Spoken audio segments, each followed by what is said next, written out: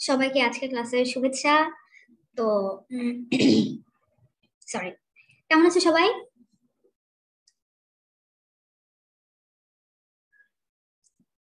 এই আজকে আরে ব্যাপার না, কালকে পরীক্ষা সবার ভালো হবে ইনশাল্লাহ।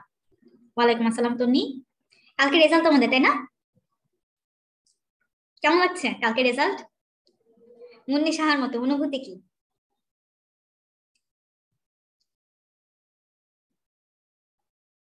ইনশাল্লাহ ভালো হবে তোমাদের সবার। আমি আছি, আলহামদুলিল্লাহ ভালো আছি। আচ্ছা, ভয় লাগতে পারে কিন্তু ইনশাল্লাহ ভালো হবে, এত ভয় পেও না তোমরা, ঠিক আছে? ফিলিংসলেস। বাবা, ইসরাত মাহবুবা তো এখনই দার্শনিক হয়ে গেছি আমরা। বুক চিনচিন, এটা কে? দাও দাঁড়াও। ইন্না, এই ইন্না, তুমি কি গান গাও? বলো তো আমাকে, তুমি গান গাও? হ্যাঁ, ইনশাল্লাহ তোমাদের সবার ভালো হবে। এবং আমরা ইনশাল্লাহ খুব ভালো একটা রেজাল্ট এইচএসসি তেও করবো, এবং আমরা মেডিকেল অ্যাডমিশনে খুব ভালো একটা রেজাল্ট করবো। আমাদের এখানে একজন গায়িকা আপু আছে, ক্লাসের ফাঁকে সুযোগ পেলে আমি তার মাইক্রোফোনটা অন করে তাকে আমি গাইতেও বলতে পারি, ঠিক আছে? সে অলরেডি গান গাওয়া শুরু করছে, বুঝছো? ওই যে বুক চিন চিন করছে, হাই গানটা শুনছো? কারা কারা শুনছো দেখি?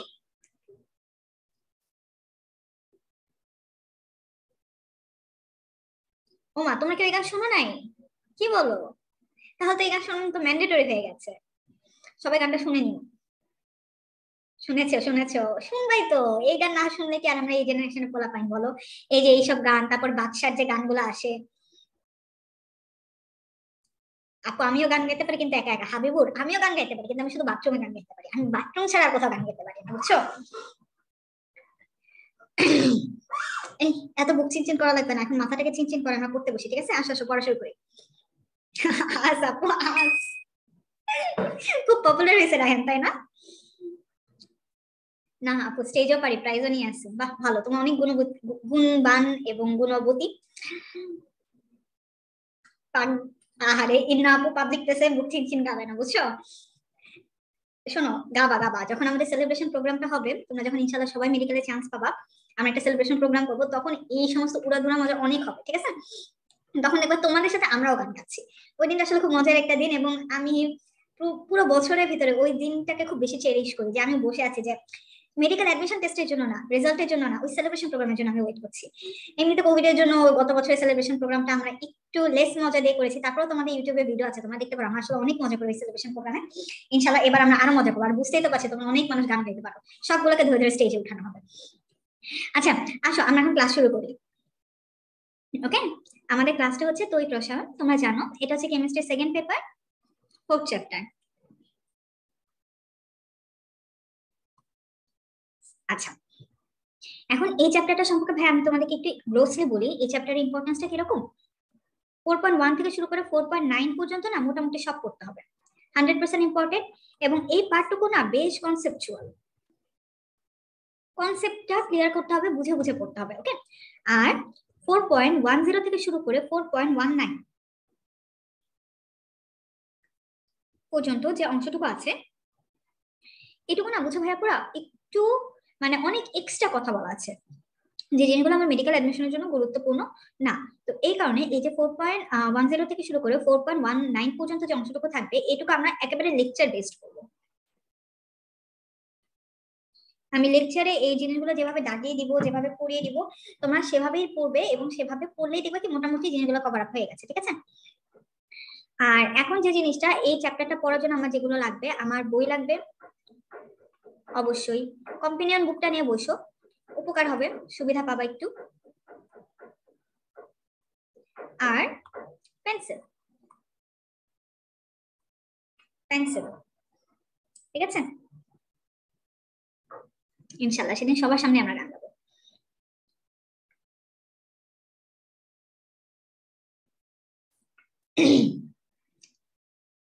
তাহলে আমরা আমাদের ক্লাসটা শুরু করে দিই। প্রথমে চলে আসো 4.1-এ, তড়িৎ পরিবাহী ও এর প্রকারভেদ। আমাদের তড়িৎ পরিবাহী এবং এর প্রকারভেদগুলো পড়তে হবে। দেখো, তড়িৎ অপরিবাহী পদার্থ প্রথমে আমরা পড়বো। আমরা তড়িৎ অপরিবাহী পদার্থের আরেকটা নাম কি দেখো, ইনসুলেটর। ঠিক আছে। ইনসুলেটর, আমরা এই ইনসুলেটরের এক্সাম্পল গুলো পড়বো। তো অপরিবাহী এক্সাম্পল পড়বো, ওই এক্সাম্পল গুলো বাদ দিয়ে যা যা থাকবে সবগুলো কিসের এক্সাম্পল হবে? আমার তড়িৎ পরিবাহীর এক্সাম্পল, বুঝতে পারছো? আচ্ছা, তাহলে তড়িৎ অপরিবাহী উদাহরণগুলো আমরা একটু পড়ি। এই যে দেখো, আমাদের রিসেন্ট একটা এফডিসি নির্বাচন হয়েছে না? এফডিসিতে যে নির্বাচন হইলো, কে কে ছিল মনে খেয়াল করছো কিনা? জায়েদ খান, ওই যে ব্রিটল বিস্কুটের অ্যাড যে দিল, ব্রিটল বিস্কুট খেতে খেতে যায় বেলা, জায়েদ খান ভার্সেস নিপুণ। ওই এফডিসি মানে যারা অ্যাক্টিং ট্যাক্টিং করে তাদের মধ্যে একজন খুব বিখ্যাত পার্সন আছে, তারানা হালিম, খুব সুন্দর অ্যাক্টিং করে, চেহারাটা মাশাআল্লাহ অনেক মিষ্টি। জায়েদ খান ভার্সেস, আচ্ছা তাহলে আমি মুছে দেই ভাই, ভাইয়া যে কেউ দেখলে বলবে এরা কি ক্লাস করতে আসছে না কি করতে আসছে, কি লিখছে ব্ল্যাকবোর্ডের মধ্যে। যাই হোক, তো এই তারানা হালিম, তারানা হালিম নাম, তারানা হালিমকে নিয়ে আমার আজকের এই নেমনিক, প্রথম নেমনিক তোমাদের আমাদের আজকের পড়ার। তারানা আপার কালো গরু, তারানা আপার কালো গরু সাদা হালিম খেয়ে চিকন হয়ে গেল। দেখো এই গরুটা কত লাকি। আমরা অনেকে আছে কোনো কিছু না খেলেও মোটা হইতে থাকে, হাওয়া খেলেও মোটা হয়, আর এই গরু সে সমানে হালিম খাচ্ছে, উল্টা আরো চিকন হয়ে যাচ্ছে। ঠিক আছে, তারা নেমনিকটা কি? তারানা আপার কালো গরু সাদা হালিম খেয়ে চিকন হয়ে গেল। এখন দেখো তারানা দিয়ে আমরা কি বুঝবো? তারানা দিয়ে আমরা বুঝবো তারপিন তেল, আপার পথে পেট্রোল, আপার পথে প্লাস্টিক, আপার পথে পেট্রোল, আপার পথে প্লাস্টিক। ঠিক আছে, কালোতে দেখো কাঁচ এবং কাঠ, কালোতে কাঁচ কালোতে কাঠ। গরুর গতে হচ্ছে গন্ধ, আর রতে হচ্ছে আমার রাবার। গরুর গতে গন্ধ, রতে রাবার। সাদাতে সিরামিক, হালিমে হীরক, চিকনে চিনি, চিকনে কি? চিনি, C12H22 ও 11, চিকনে হচ্ছে চিনি। ঠিক আছে, তাহলে দেখো এগুলো কিসের নেমনিক? তড়িৎ অপরিবাহী পদার্থ বা ইনসুলেটর। তড়িৎ অপরিবাহী পদার্থ বা ইনসুলেটরের নেমনিক হচ্ছে তারানা আপার কালো গরু সাদা হালিম খেয়ে চিকন হয়ে গেল। ঠিক আছে, সবাই লিখে নাও, 15 সেকেন্ড সময় দিচ্ছি। আর মনে রাখবা এই কয়টা উদাহরণ বাদে যা যা আসবে সবাই কি হবে? তড়িৎ পরিবাহী পদার্থ। ঠিক আছে, তড়িৎ অপরিবাহী উদাহরণ বাদ দিয়ে সবাই হবে তড়িৎ পরিবাহী পদার্থ। দেখে নাও।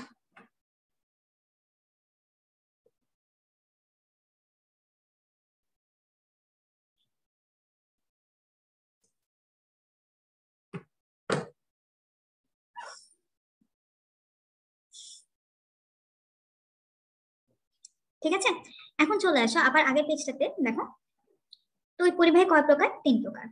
একটা হচ্ছে সুপরিবাহী, তারপরে কি অর্ধ পরিবাহী, তারপরে হচ্ছে সুপার কন্ডাক্টর বা সুপার পরিবাহী, সুপার পরিবাহী। ঠিক আছে, দেখো সুপরিবাহী উদাহরণগুলো আমার লাগবে সকল ধাতু সুপরিবাহী। ওকে, অর্ধ পরিবাহী বা সেমি কন্ডাক্টরকে দেখো খুব সুন্দর দুইটা নামে ডাকা হয়, একটা হচ্ছে অর্ধ ধাতু বা মেটালয়েড। ঠিক আছে, অর্ধ ধাতু বা মেটালয়েড, অর্ধ পরিবাহী সেমি কন্ডাক্টর, অর্ধ ধাতু মেটালয়েড, সব সেম সেম এক কালার, সেম সেম এক কালার। দেখো এটার এক্সাম্পল গুলো একটু দাগায় নাও, সিলিকন এবং জার্মেনিয়াম, সিলিকন এবং জার্মেনিয়াম। ঠিক আছে, এরপর চলে আসো তড়িৎ সুপার কন্ডাক্টর। দেখো সুপার কন্ডাক্টর কারা? সুপার কন্ডাক্টর হলো সংকর ধাতু ও সংকর ধাতুর অক্সাইড, এটাকে বলা হয় সুপার কন্ডাক্টর। দেখো দুইটা পদার্থের সঙ্গে তাপমাত্রা মান দেওয়া আছে, একটু দাগায় নাও। নিবেডিয়াম জার্মেনিয়ামে 23.2 কেলভিন, আর ইউরেসিয়াম বেরিয়াম কপার অক্সাইডে 90 কেলভিন। ঠিক আছে, এখন দেখো এই যে সন্ধি তাপমাত্রা বললাম একটা কথা, এই সন্ধি তাপমাত্রাটা বলতে আমরা আসলে বুঝিটা কি? দেখো সন্ধি তাপমাত্রা হচ্ছে সেই তাপমাত্রা যে তাপমাত্রায় পদার্থের রোধ কত হয়ে যাবে? পদার্থের রোধ শূন্য হয়ে যাবে। সন্ধি তাপমাত্রা হচ্ছে সেই তাপমাত্রা যে তাপমাত্রায় পদার্থের রোধ শূন্য হয়ে যাবে।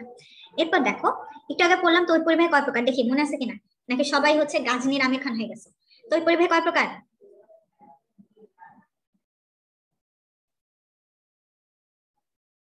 ভেরি গুড, তড়িৎ পরিবাহী বললাম আমরা 3 প্রকার, কিন্তু খেয়াল করো যদি তড়িৎ পরিবহনের মেকানিজম, এই যে মেকানিজম কথাটা উল্লেখ থাকে, বুঝতে পেরেছো? মেকানিজম কথাটা উল্লেখ থাকলে তড়িৎ পরিবাহী কয় প্রকার হবে? 2 প্রকার। মেকানিজম উল্লেখ থাকলে তড়িৎ পরিবাহী হচ্ছে 2 প্রকার, একটা হচ্ছে ইলেকট্রনীয় বা ধাতব পরিবাহী, আর একটা হচ্ছে তড়িৎ বিশ্লেষ্য পরিবাহী। ইলেকট্রনীয় বা ধাতব পরিবাহী, তড়িৎ বিশ্লেষ্য পরিবাহী, এই জায়গাটা একটু খেয়াল করো। তড়িৎ বিশ্লেষ্য পরিবাহী আরেকটা নাম কি? আয়নিক পরিবাহী। তড়িৎ বিশ্লেষ্য পরিবাহী আরেকটা নাম হচ্ছে আয়নিক পরিবাহী। তাহলে একটু স্ল্যাশ দিয়ে লেখো তড়িৎ বিশ্লেষ্য পরিবাহী বা আয়নিক পরিবাহী।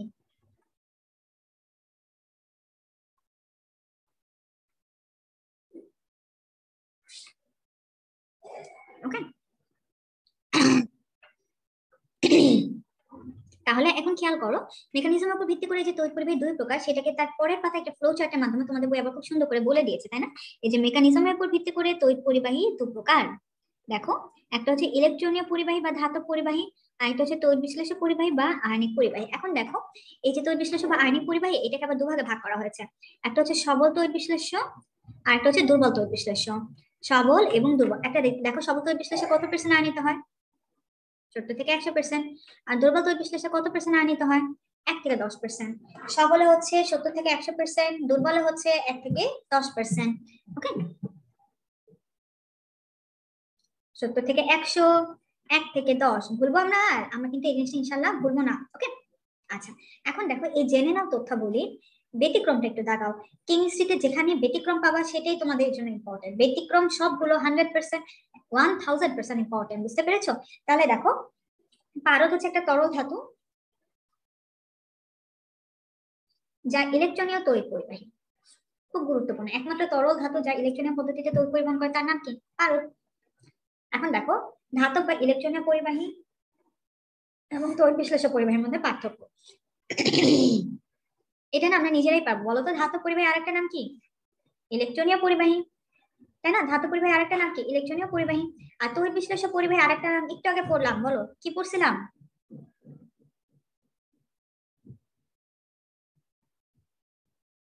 আয়নিক পরিবাহী, তাই না? আয়নিক পরিবাহী। এখন দেখো, এই যে ধাতব পরিবাহী তড়িৎ পরিবহন চলে এই ইলেকট্রন দিয়ে, ইলেকট্রন দিয়ে। তাহলে তড়িৎ বিশ্লেষক পরিবাহী তড়িৎ পরিবহন চলে দেখো আয়ন দিয়ে। দেখো নামের মধ্যে হয়ে গেল। এরপর দেখো 3 নম্বর পয়েন্টটা খুব গুরুত্বপূর্ণ আমাদের জন্য। তাপমাত্রা বাড়লে ধাতব পরিবাহী পরিবহন ক্ষমতা কি হয়? হ্রাস পায়। খুব গুরুত্বপূর্ণ। কারণটা কি? এটা আমরা সবাই জানি, তাপমাত্রা বাড়লে পদার্থের রোধটা একদম ধাই ধাই করে বেড়ে যায়, তাই না? পদার্থের রোধ বাড়ে, তাপমাত্রা বাড়লে পদার্থের রোধ বাড়ে, এই কারণে তড়িৎ পরিবহন ক্ষমতা হ্রাস পায়। আর তাপমাত্রা বৃদ্ধি পাইলে আবার কি হয়? তড়িৎ বিশ্লেষ্য পদার্থ, তাপমাত্রা বাড়লে তড়িৎ বিশ্লেষ্য পদার্থের তড়িৎ পরিবহন ক্ষমতা বৃদ্ধি পায়। ঠিক আছে, এখন দেখো ধাতব পরিবাহীর জন্য কার সূত্র প্রযোজ্য? খুব গুরুত্বপূর্ণ, কুলম্বের সূত্র।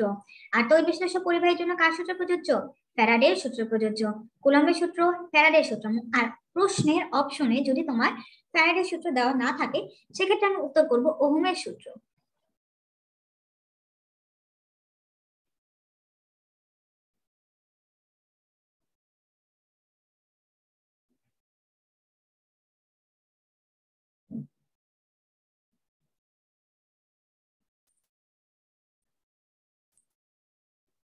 ঠিক আছে, এখন আমাকে একটু বুদ্ধি করে বলো তো, যদি তোমার অপশনে দুটোই থাকে, ফ্যারাডের সূত্র, ওহমের সূত্র, নিচে কোনটি তড়িৎ বিশ্লেষ্য? কার সূত্র তড়িৎ বিশ্লেষ্য পদার্থের জন্য প্রযোজ্য? ঠিক আছে, তোমার কাছে অপশনে ফ্যারাডের সূত্রও দেওয়া আছে, তোমার কাছে অপশনে ওহমের সূত্র দেওয়া আছে, তোমার উত্তর কি হবে বলো তো আমাকে?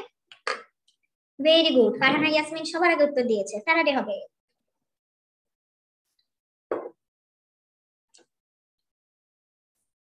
চলে আসো পরে 4.2 তে। 4.2 তে খেয়াল করো, এখান থেকে আমরা পড়বো শুধুমাত্র দুটো জিনিস। একটা হচ্ছে পরিবাহিতার একক কি, বলো পরিবাহিতার একক কি? অলরেডি আমরা জানি, ভেরি গুড, পরিবাহিতার একক হচ্ছে সিমেন্স। আর রোধের একক কি? রোধের একক হচ্ছে ওহম। আমাদের লাগবে শুধুমাত্র এই দুটো জিনিস। 4.2 থেকে চলে আসো 4.2.1 এ। 4.2.1 এ খেয়াল করো, তড়িৎ বিশ্লেষের পরিবাহিতা বা তড়িৎ পরিবাহিতা, তড়িৎ পরিবাহিতা, তড়িৎ পরিবাহিতা কয় প্রকার? 3 প্রকার। তড়িৎ পরিবাহিতা 3 প্রকার, আপেক্ষিক পরিবাহিতা, তুল্য পরিবাহিতা, মোলার পরিবাহিতা। তাহলে আমরা একটা নিমোনিক বানাই, তোমরাই বানাও, ঠিক আছে? আমি একটু ক্লু দিই। আচ্ছা বলো তো, টাকা পাওয়া যায় কোন মেশিন থেকে? কোন মেশিন আমাদেরকে টাকা দেয়? আইমান, টাকা পয়সার কথা শুনে সবার মাথা আমাদের একদম ট্যাং ট্যাং ট্যাং ট্যাং করে খুলে যায়, তাই না? দেখো, এই যে আপেক্ষিক, আপেক্ষিকের এ, তুল্য, তুল্য টি, মোলারের এন, এটিএম মেশিন হইলো কিনা নেমনিক বলো? হইলো না একটা নেমনিক? তাহলে দেখো, এটিএম মেশিন দিয়ে আমরা কি বুঝবো? পরিবাহিতার প্রকারভেদ। পরিবাহিতা 3 প্রকার, এটিএম এর এটা আমার আপেক্ষিক পরিবাহিতা, ঠিক আছে? টিতে তুল্য পরিবাহিতা, আর এমটা হচ্ছে আমার মোলার পরিবাহিতা। দেখো এগুলোকে কি দিয়ে প্রকাশ করা হয়? কাপ্পা, ল্যামডা এবং মিউ। কাপ্পা, ল্যামডা, মিউ দিয়ে প্রকাশ করা হয়। আচ্ছা, এরপরে চলে আসো তড়িৎ বিশ্লেষে এই যে 3 প্রকারের পরিবাহিতা আমরা পড়লাম এটিএম মেশিন দিয়ে, আপেক্ষিক, তুল্য এবং মোলার, এই 3 পরিবাহিতা আমরা কি পড়বো? এই 3 পরিবাহিতার ভিতর থেকে, ভিতর থেকে আমরা পড়বো হচ্ছে সংজ্ঞাটা পড়তে হবে আমাদের, সমীকরণটা পড়তে হবে এবং একক পড়তে হবে। সংজ্ঞা পড়তে হবে, সমীকরণ পড়তে হবে এবং একক পড়তে হবে, ঠিক আছে? এখন খেয়াল করো, পরিবাহিতা আমরা জানি কিসের বিপরীত রাশি? রোধের বিপরীত রাশি হচ্ছে পরিবাহিতা। আর আপেক্ষিক পরিবাহিতা কিসের বিপরীত রাশি? আপেক্ষিক পরিবাহিতা হচ্ছে আপেক্ষিক রোধের বিপরীত রাশিকে বলা হয় আপেক্ষিক পরিবাহিতা। দেখো এখানে কিন্তু তোমার অলরেডি এই সংজ্ঞাটা দেওয়া আছে, বুঝতে পারছো? আপেক্ষিক রোধের বিপরীত রাশিকে বলা হয় আপেক্ষিক পরিবাহিতা। এখন খেয়াল করো, এটা একটা আনঅফিসিয়াল সংজ্ঞা। আমরা তাহলে অফিসিয়াল সংজ্ঞাটা একটু শিখি। আপেক্ষিক পরিবাহিতা অফিসিয়াল সংজ্ঞা: 1 সেন্টিমিটার দূরত্বে থাকা এবং 1 বর্গ সেন্টিমিটার ক্ষেত্রফল বিশিষ্ট। অফ হয়ে যাও, আর পড়তে হবে না ভাইয়া পড়া। কোন পরিবাহিতার সংজ্ঞায় যদি এই কথাগুলো পাও, 1 সেন্টিমিটার দূরত্বে থাকা ও 1 বর্গ সেন্টিমিটার ক্ষেত্রফল বিশিষ্ট, নাক কান বন্ধ করে, ওই যে একটা কার্টুন আছে না, এরকম করে থাকে, এরকম করে থাকে, এরকম করে থাকে, একদম ওই রকম কোনো কিছু দরকার নাই, আর বুঝারও দরকার নাই। ওটা অবশ্যই কি পরিবাহিতা হবে? ওটা অবশ্যই হবে আপেক্ষিক পরিবাহিতা। ঠিক আছে? আচ্ছা, খেয়াল করো, এটার সাথে একটু পাশে স্লাইড দিয়ে লিখে নাও 1 সেন্টিমিটার কিউব। এই 1 সেন্টিমিটার কিউব কথাটা বলা আছে গুগল স্যারের বই। গুগল স্যারের বইয়ে এই কথাটুকু বলে নাই 1 সেন্টিমিটার দূরত্বে থাকা এবং 1 বর্গ সেন্টিমিটার ক্ষেত্রফল বিশিষ্ট, তার পরিবর্তে বলছো 1 সেন্টিমিটার কিউব। তাহলে এই 1 সেন্টিমিটার কিউব একটু লিখে নাও। কোন সংখ্যা যদি 1 সেন্টিমিটার কিউব থাকে, তাহলে সেটাও কিসের সংখ্যা হবে? আপেক্ষিক পরিবাহিতার সংখ্যা হবে। ওকে, এই সমীকরণটা করতে হবে, সমীকরণ। এরপর আমরা একটা এককটা দেখি। দেখো, সিজিএস পদ্ধতিতে আপেক্ষিক পরিবাহিতা একক হচ্ছে পার ওহম পার সেন্টিমিটার। এসআই পদ্ধতিতে আপেক্ষিক পরিবাহিতা একক হচ্ছে সিমেন্স পার মিটার। দুটোই লাগবে, দাগাই ফেলো। চলে আসো, জেনে নাও এর বক্সে একটা কথা পাবা, ডাই ইলেকট্রিক ধ্রুবক। ঠিক আছে, ডাই ইলেকট্রিক ধ্রুবক। ডাই ইলেকট্রিক ধ্রুবকের তাৎপর্য খুব গুরুত্বপূর্ণ, মনে রাখবা। এই ডাই ইলেকট্রিক ধ্রুবকের মান যত বেশি তার আয়নের সংখ্যা তত বেশি। এখন আয়ন যত বেশি, তার তড়িৎ পরিবহন ক্ষমতাও কি হবে? তত বেশি হবে না? তার মানে ইনডিরেক্টলি আমি আসলে কি বললাম, ডাইইলেকট্রিক ধ্রুবকের মান যার বেশি তার তড়িৎ পরিবহন ক্ষমতা হচ্ছে বেশি। ডাইইলেকট্রিক ধ্রুবকের মান যার বেশি তার তড়িৎ পরিবহন ক্ষমতা হচ্ছে বেশি। তাহলে দেখো এখানে দুইটা পদার্থে ডাইইলেকট্রিক ধ্রুবকের মান দেওয়া আছে, তাই না? পানি ডাইইলেকট্রিক ধ্রুবক হচ্ছে 80 এবং অ্যালকোহলের ডাইইলেকট্রিক ধ্রুবক হচ্ছে 30। তাহলে বলো তো ভাইয়া পুরা, কোনটা তড়িৎ পরিবহন ক্ষমতা বেশি, পানি না অ্যালকোহল?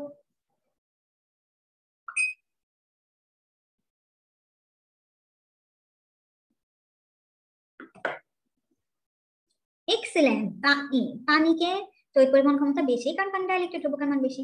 এরপর চলে আসো তুল্য পরিবাহিতা।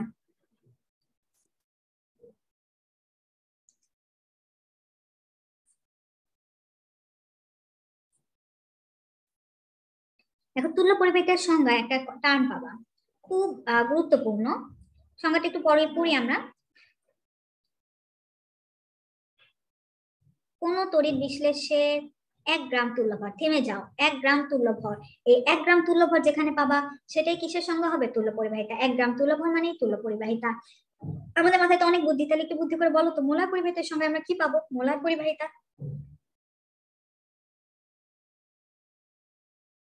Very good. এই যে দেখো, মোলার পরিবাহিতার সংজ্ঞা 1 মোল পরিমাণ। বুঝতে পেরেছো? 1 মোল পাইলে সেটাকে আমরা বলবো মোলার পরিবাহিতা। তাহলে এখন হচ্ছে আমরা কি করবো? এই তুল্য পরিবাহিতার সমীকরণটা করবো। সিজিএস পদ্ধতিতে একক করবো, এসআই পদ্ধতিতে এককটা করবো, দাগাই নিও একটু। ঠিক আছে, মোলার পরিবাহিতা থেকেও আমার করতে হবে এই সমীকরণ আর এই একক। একটু এখান থেকে আসো, দেখো তুল্য পরিবাহিতা ও মোলার পরিবাহিতার বৈশিষ্ট্য। বৈশিষ্ট্য মনে রাখবো আমরা একটা লাইন দিয়ে, নির্দিষ্ট কারা কারা। ঠিক আছে, একটু লিখে নাও, নির্দিষ্ট কারা কারা। নির্দিষ্ট হচ্ছে দুইটা জিনিস, 1 নাম্বার হচ্ছে তড়িৎ বিশ্লেষ্য পদার্থ,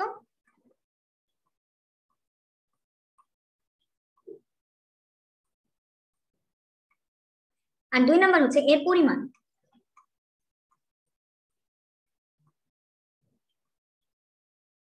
ওকে, তাহলে নির্দিষ্ট কারা কারা? নির্দিষ্ট হচ্ছে তড়িৎ বিশ্লেষ্য পদার্থ আর এর পরিমাণ, বাদ বাকি সবাই অনির্দিষ্ট। তাহলে এটা একটু লিখে নাও, আমরা নির্দিষ্ট করে মনে রাখবো, আর বাদ বাকি সবাই কি হবে? অনির্দিষ্ট হবে। ঠিক আছে,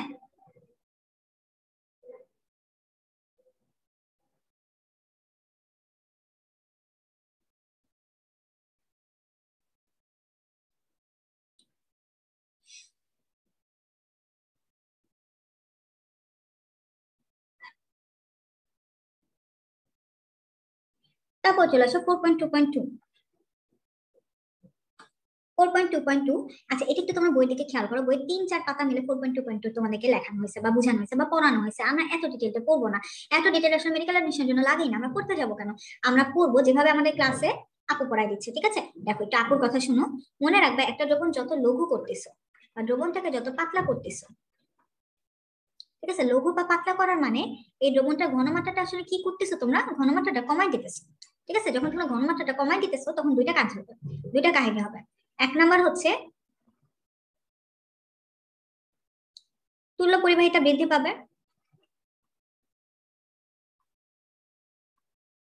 আর 2 নম্বর কাহিনীটা কি হবে? আপেক্ষিক পরিবাহিতা হ্রাস পাবে।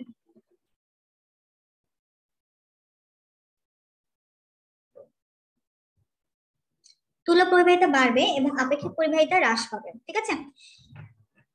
এরপরে এখন খেয়াল করো, তুল্য পরিবাহিতা বৃদ্ধি পাবে, মনে রাখবা এটা সবল হোক দুর্বল হোক সবার জন্য সেম জিনিস, ঠিক আছে। কিন্তু যারা সবল তাদের তুল্য পরিবাহিতা বৃদ্ধি পাবে হচ্ছে সরল রৈখিক। সরল রৈখিক ভাবে বৃদ্ধি পাবে হচ্ছে যারা সবল তড়িৎ বিশ্লেষ্য।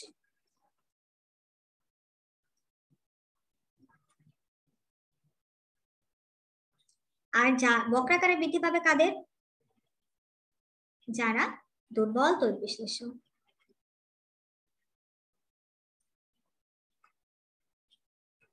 তাহলে আমাকে বলো, একটা দ্রবণের ঘনমাত্রা কমানো হলে কোন পরিবাহিতা বৃদ্ধি পায়?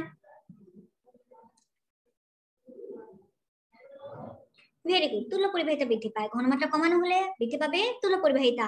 আর কোন পরিবাহিতা হ্রাস পাবে? আপেক্ষিক পরিবাহিতা। তাহলে তোমরা একটু ফ্লোচার্টটা লিখে নাও।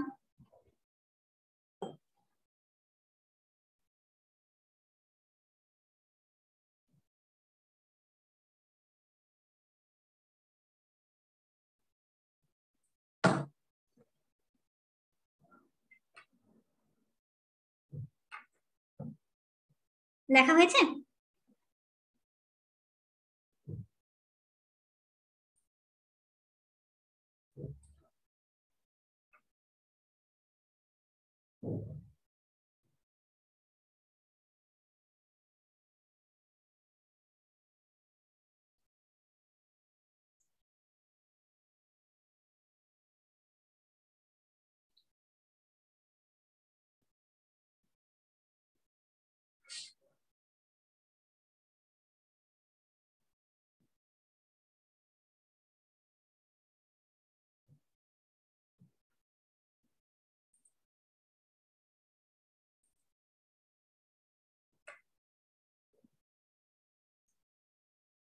আচ্ছা, তাহলে আমরা পরের টপিকে চলে যাই, ঠিক আছে। চলে আসো 4.2.3।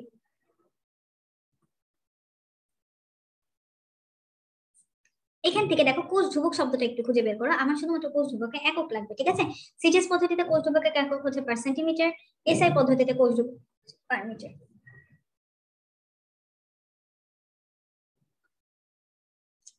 এরপরে চলে আসো 4.2.5। 4.2.4 এটা হচ্ছে তোমার পড়তে হবে না, ঠিক আছে, এটা লাগবে না। 4.2.5 এ চলে আসো। খেয়াল করো এখানে তোমরা, আমরা সবাই জানি অ্যানায়ন কারা, বলো তো অ্যানায়ন কারা?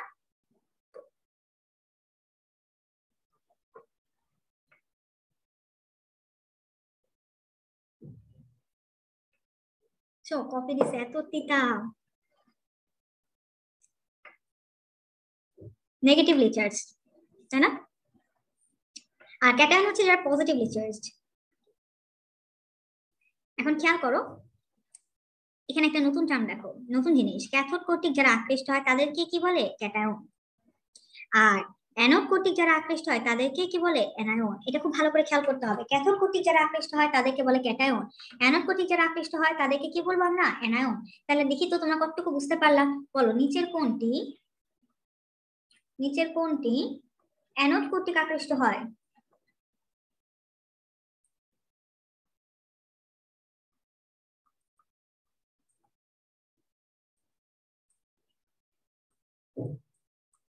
বলো কোনটা? হ্যাঁ অ্যানায়ন। এই এই এই কে কে জানি সোডিয়াম বলছে, দাঁড়া ধরতেছি তোমাকে। চলে গেল তো, চলে গেছে, বুঝছো। তোমরা সবাই এত ক্লোরিন ক্লোরিন উত্তর দিচ্ছ, ওকে আমি আর ধরতেই পারলাম না। তাহলে অ্যানায়ন গুলো হচ্ছে অ্যানোড কর্তৃক আকৃষ্ট হয়, ক্লিয়ার? আচ্ছা দেখি তো তোমাদের কতটুকু মনে আছে। বলো তো অ্যানোডে কোন বিক্রিয়া হয়? অ্যানোডে কোন বিক্রিয়া হয়? এক্সেলেন্ট। অ্যানোডে কোন বিক্রিয়া হয়? অ্যানোডে সবসময় জারণ বিক্রিয়া হয়। এটা একদম মাথার ভিতরে ঢুকাই নিবা, অ্যানোড মানেই জারণ, অ্যানোড মানেই জারণ, অ্যানোড মানেই জারণ। তাহলে বলো তো অ্যানোডে অ্যানায়ন গুলো গিয়ে কোন রাসায়নিক বিক্রিয়া দেয়? জারণ। অ্যানোড মানেই জারণ, ঠিক আছে। বলো তো কোন তড়িৎদ্বারকে আমরা জারণ তড়িৎদ্বার বলি? অ্যানোড, ঠিক আছে, তার মানে এটা একদম অবিচ্ছেদ্য একটা সম্পর্ক। অ্যানোড মানেই জারণ। আচ্ছা খেয়াল করো, জারণ মানে কি? জারণ মানে ইলেকট্রন ত্যাগ, তাই না? আর যে ইলেকট্রন ত্যাগ করে তাকে আমরা কি বলি?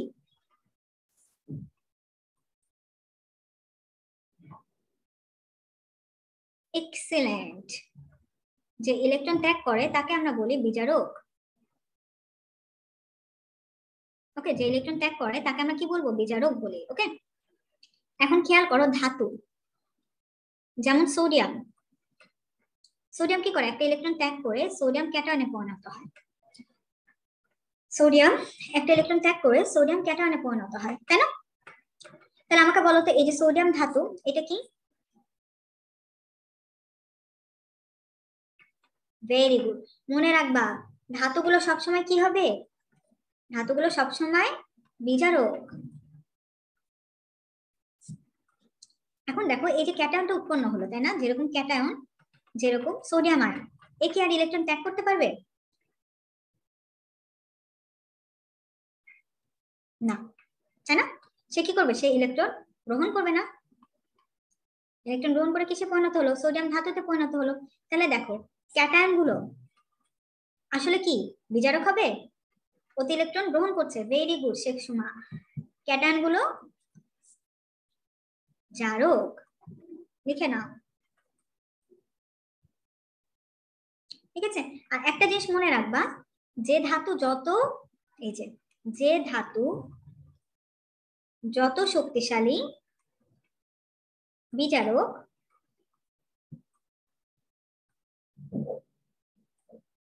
তার ক্যাটায়ন তত দুর্বল জারক।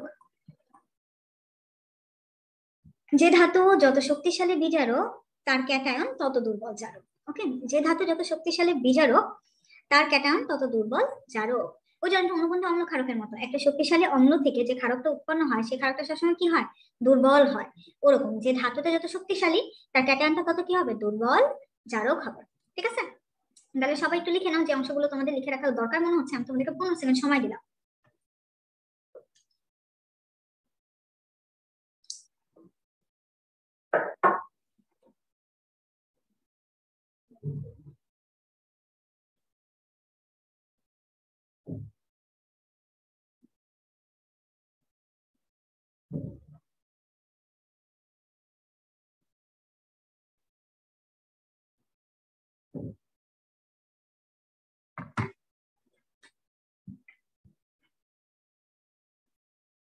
আচ্ছা, তো লিখতে লিখতে আমাকে একটু উত্তর দাও তো। বলো, অ্যানোডে তো জারণ হইতেছে, ক্যাথোডে কি হয়?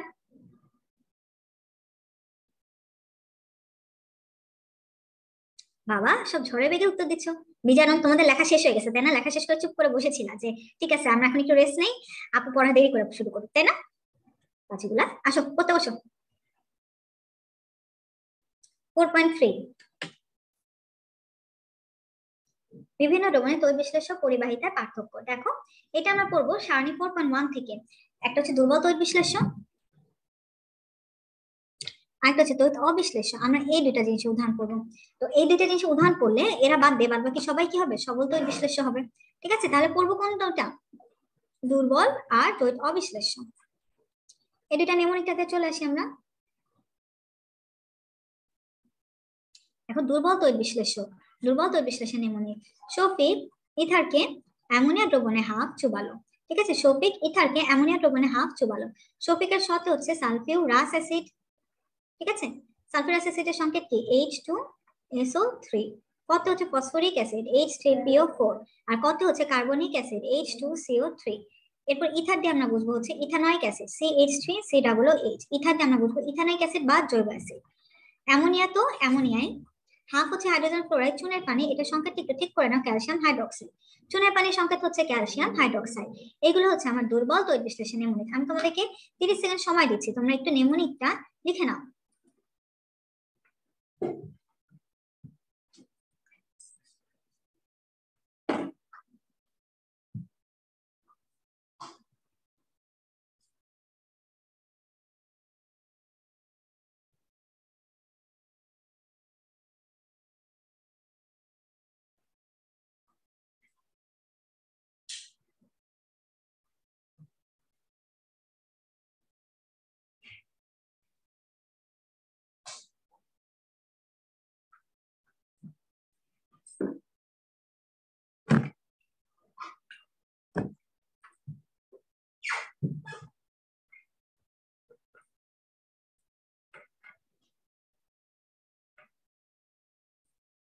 লিখেছো? আচ্ছা চলে আসো এবার আমরা, হ্যাঁ এগুলো কম্পেনিয়ন বুকেও আছে, ঠিক আছে। চলে আসো তো অবিশ্লেষ্য পদার্থে নেমোনিকে। দেখো তো অবিশ্লেষ্য পদার্থে নেমোনিকটা কি? রাইসার কমেন্ট দেখে, রাইসার রাইসার কমেন্ট দেখে মজনু পাগল হয়ে গেল। দেখো খুব মজার এই নেমোনিকটা, তাই না? রাইসার কমেন্ট দেখে মজনু পাগল হয়ে গেল, রাইসার কমেন্ট দেখে মজনু পাগল হয়ে গেল। দেখো তোমাদের সবার মনে থাকে এটা, কতটুকু মনে থাকবে যেন মজনু পাগল হয়ে গেল, মজনু পাগল হয়ে গেল মনে থাকবে। রাইসার কমেন্ট ভুলে যাবা, পরীক্ষার হলে আসলে তোমরা এইটাও ভুলে যাবে, এটা তো অবিশ্লেষ্য পদার্থে নেমোনিক। এরকম হয় না পরীক্ষা হলে মাথার ভিতরে খালি নিমোনিক আর নিমোনিক করতেছে, কোনটা যে কিসের নিমোনিক ওইটা আর মনে নেই। দেখো রাইসার রতে কি, রতে হচ্ছে রাবার, ইতে আমার ইথানল, শতে সুক্রোজ। কমেন্টে আছে চারটা জিনিস, ঠিক আছে। কমেন্টে হচ্ছে কাঠ, কমেন্টে হচ্ছে কাঁচ, কমেন্টে হচ্ছে ক্লোরোফর্ম, কমেন্টে হচ্ছে কার্বন টেট্রাক্লোরাইড, মজনুতে হচ্ছে আমার মিথানল, আর পানিতে পাগল, পাগলে হচ্ছে পানি। পানি মানে হচ্ছে বিশুদ্ধ পানি। তোমার এখানে নোয়াখালী কি আছো? নোয়াখালীর মানুষরা পানিকে কি বলে বলো তো? হানি, তাই না? হানি, হানি বলে না, হানি বলে হানি। আচ্ছা দেখো, ওই হানি যদি বিশুদ্ধ হয় তাইলে ওইটাকে আমরা কি বলবো? তড়িৎ অবিশ্লেষ্য বলবো, ঠিক আছে। আর তাহলে দুর্বল তড়িৎ বিশ্লেষ্য আর তড়িৎ অবিশ্লেষ্য বাদ দিয়ে বাদ বাকি সবাই কি হবে? সবল তড়িৎ বিশ্লেষ্য হবে।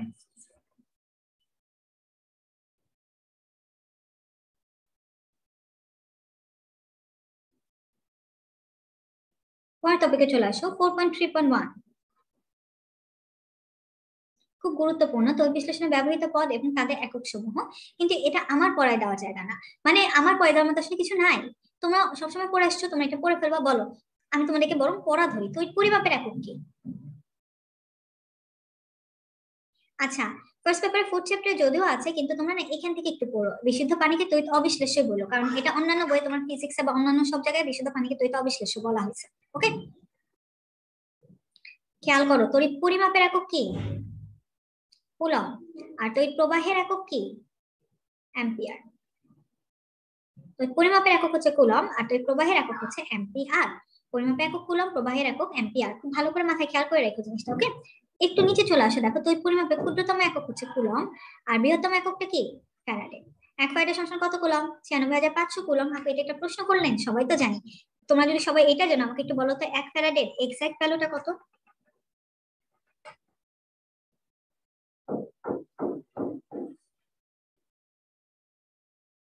এক্সেলেন্ট, যা যা ভুলে গেছে একটু লিখে নাও।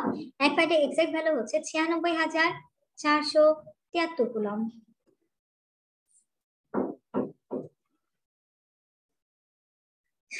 96,473 কুলম্ব।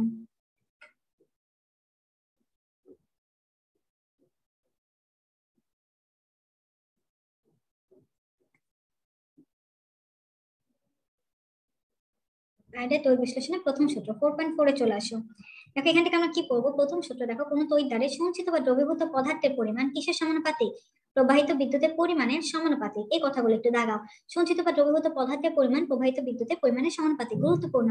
এরপর দেখো ফ্যারাডের সূত্রে গাণিতিক প্রকাশটা আমাদের লাগবে, ঠিক আছে। ডাব্লিউ ইজিক্যাল টু কি হবে? W equal to Z I t, W equal to Z IT,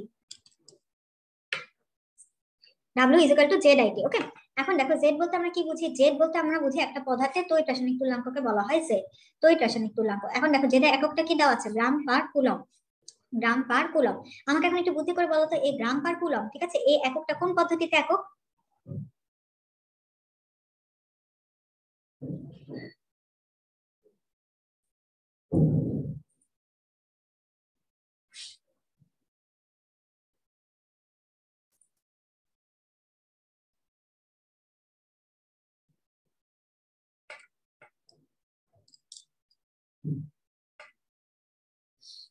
very good, এটা হচ্ছে সিরিয়াস পদ্ধতিতে একক। তাহলে এসআই পদ্ধতিতে এককটা কি হবে? কিলোগ্রাম পার কুলম, তাই না? এখানে দেখো দুইটা পদার্থে জেড এর মান দেওয়া আছে। আরেকটা পদার্থে জেড এর মান তোমরা একটু লিখে নাও, সেটা হচ্ছে কপার। এটা একটু লিখে নাও, কপারের জেড এর মান কত? কপারের জেড এর মান হচ্ছে 0.30329, 0.30329। এটা তোমরা একটু বই লিখে নাও।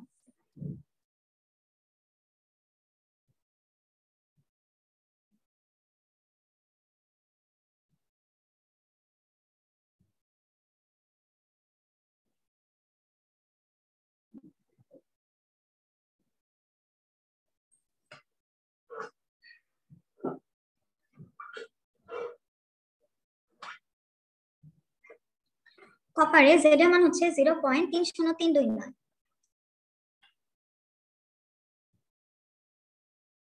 আচ্ছা জেড এর সমীকরণটা একটু দেখো। জেড সমান সমান, এটা খুব গুরুত্বপূর্ণ একটা পরমাণু, দেখো ডাবলসটা দিয়ে নিয়ে আসছি। জেড এর সমীকরণ জেড সমান সমান গ্রাম পারমাণবিক ভর ভাগ যোজনী ইনটু 96,473 কোন মাস মাস মাস। এই সমীকরণে একটা স্পেশাল অ্যাসপেক্ট নিয়ে আমরা একটু কথা বলবো। খেয়াল করো, এই যে গ্রাম পারমাণবিক ভর ভাগ যোজনী, এইটুকু শুধু এইটুকুকে নিয়েও আমরা আবার একটা সমীকরণ বানাইতে পারি। এটাকে কি বলে জানো? রাসায়নিক তুল্যাঙ্ক বা তুল্যাঙ্ক ভর। ঠিক আছে, তাহলে রাসায়নিক তুল্যাঙ্ক বা তুল্য ভর সমান সমান কি? পারমাণবিক ভর ভাগ যোজনী।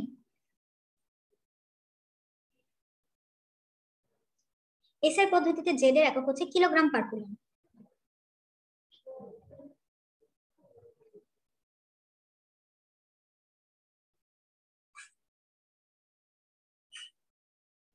ঠিক আছে, এখন আমাদের মেডিকেল অ্যাডমিশনে কিন্তু তুল্য ভর নির্ণয় করা আসে। তাহলে আমি একটা তুল্য ভর নির্ণয় করি। ঠিক আছে, পারমাণবিক ভর দিলাম, যোজনী দিলাম, তুল্য ভর। যেরকম সোডিয়ামের পারমাণবিক ভর হচ্ছে 23, যোজনী 1। তাহলে তুল্য ভর হচ্ছে পারমাণবিক ভরকে যোজনী দিয়ে ভাগ দিলাম 23। বুঝতে পারছো? তারপর মনে করো ম্যাগনেসিয়ামের পারমাণবিক ভর হচ্ছে 24, যোজনী হচ্ছে 2। তাহলে ম্যাগনেসিয়ামের তুল্য ভরটা কি দেখো, 24 ডিভাইডেড বাই 2 সমান সমান 12। ঠিক আছে, এরপর দেখো অ্যালুমিনিয়াম। বলো, তোমরাই বলো অ্যালুমিনিয়ামের তুল্য ভরটা তোমরা বের করে বলো। অ্যালুমিনিয়ামের পারমাণবিক ভর হচ্ছে 27, তাহলে তুল্য ভর কত হবে?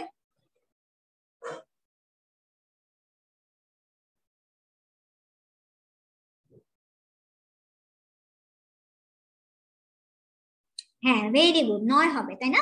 কারণ অ্যালুমিনিয়ামের যোজনী হচ্ছে 3। এখন 27কে যদি আমি 3 দিয়ে ভাগ করি তাহলে কত হবে? 9। ঠিক আছে, আচ্ছা এখন একটা জিনিস কি জানো, মৌলের তুল্যভর বের করাটা না সহজ। মৌলের তুল্যভর বের করাটা কম্পারেটিভলি ইজিয়ার। যোগের ক্ষেত্রে একটু ঝামেলা হয়ে যায়, কারণ যোগের ক্ষেত্রে তো কোনো পারমাণবিক ভর নেই, তাই না? যোগের ক্ষেত্রে যোগের তুল্যভর, যোগের ক্ষেত্রে কি হবে? যোগের তুল্যভরের জন্য উপরে হবে আণবিক ভর। ঠিক আছে, আণবিক ভর। আর নিচে হবে ক্যাটায়ন বা অ্যানায়নের মোট চার্জ সংখ্যা।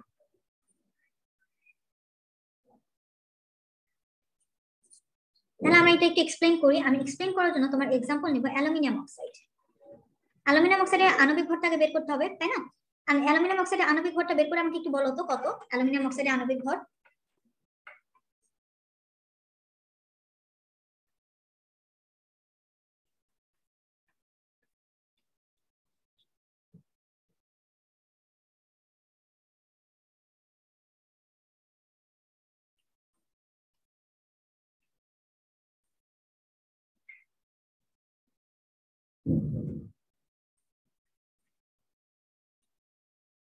একশো দুই, তাই না? অ্যালুমিনিয়াম অক্সাইডের আণবিক ভর হচ্ছে 102। ঠিক আছে, এই যে দেখো তোমাদের জন্য আণবিক ভর বের করে রাখছি। 27 গুণন 2 প্লাস 16 গুণন 3, 54 প্লাস 48 সমান 102। তাহলে এই যে দেখো, যোগের ক্ষেত্রে কিন্তু এই যে আণবিক ভরটা একটু ঠান্ডা মাথায় বের করতে হয়, এটাই ঝামেলা। আর যোগের ক্ষেত্রে কিন্তু কোনো ঝামেলা নাই। ওকে, এখন দেখো মোট চার্জ সংখ্যা। দেখো মোট চার্জ সংখ্যা আমাকে একটু বলো তো, অ্যালুমিনিয়ামের চার্জ সংখ্যা কত? আমি ক্যাটায়ন নিয়ে কাজ করি, ঠিক আছে? ক্যাটায়ন নিয়ে কাজ করি, বলো অ্যালুমিনিয়ামের চার্জ সংখ্যা কত? 3। ঠিক আছে, কিন্তু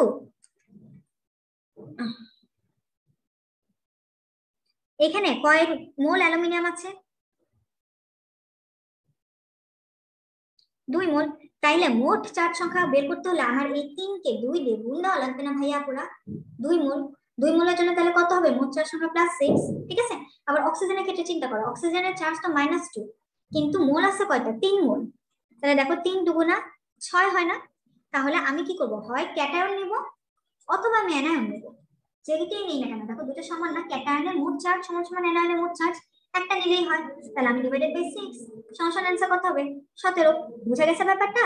যদি এটা বুঝা যেয়ে থাকে তাহলে আমাকে একটু বলো তো, বের করো সালফিউরিক অ্যাসিডের তুল্য ভর কত?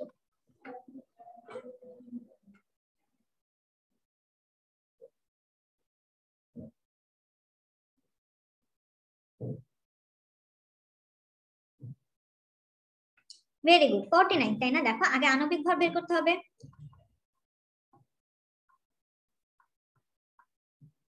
98। এখন দেখো এখানে অ্যানায়ন হচ্ছে সালফেট, ওর চার্জ সংখ্যা -2, ও একটাই, -2 × 1 = 2। ক্যাটায়ন হচ্ছে হাইড্রোজেন, +1, দুইটা আছে, × 2 = 2। তার মানে ভাগ হবে কত? 92 ভাগ 2 = 49। আমি আবার বুঝাই দিছি সালফিউরিক অ্যাসিডেরটা, ঠিক আছে?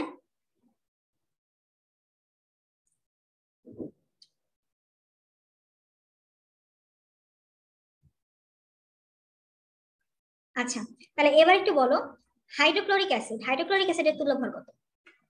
খুব কঠিন প্রশ্ন এটা।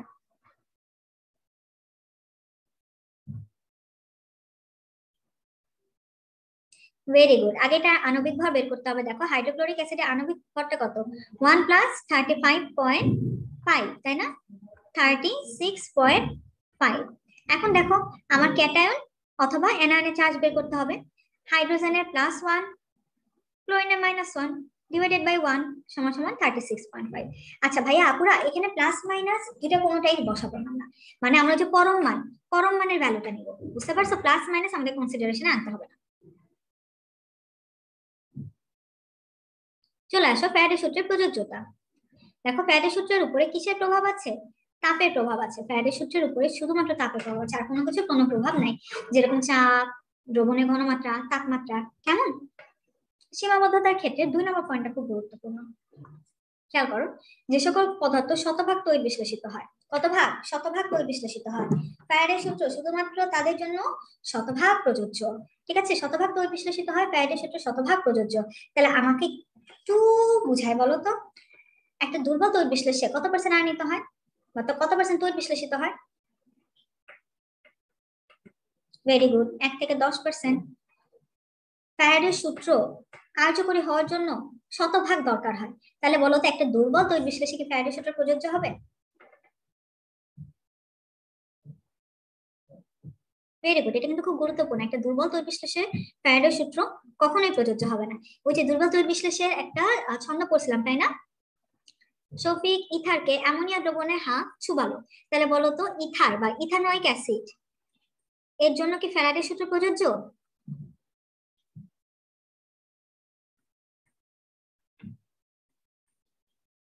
ভেরি গুড, উত্তর হচ্ছে জি না আপু, তাই না? জি না আপু।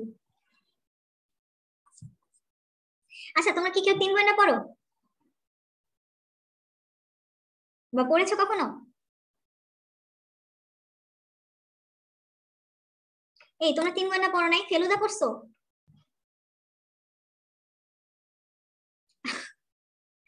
সিলেবাস শেষ হয় নাই? আচ্ছা ঠিক আছে ভাই আপনারা, সিলেবাস যখন শেষ হবে, যখন তোমরা মেডিকেলে চান্স পাবো, তখন এই জিনিসগুলো একটু পড়ো। এত মজার।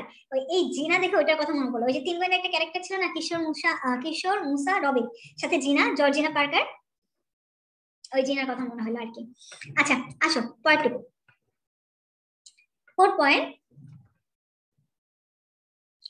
4.2, ঠিক আছে? 4.2 থেকে আমরা কি পড়বো দেখো, তড়িৎ বিশ্লেষ্য পদার্থের পরিমাণ নির্ণয় করা হয় কার সূত্রের সাহায্যে? কার সূত্রের সাহায্যে বলো?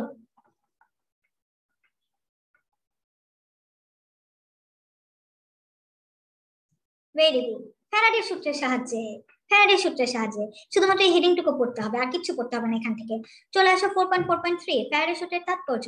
এইখানে 9 নম্বর পয়েন্টটা একটু আসো ভাইয়া, পুরো 9 নাম্বার। আচ্ছা, এখানটা একটা কথা একটু লিখে নাও। কোন পদার্থের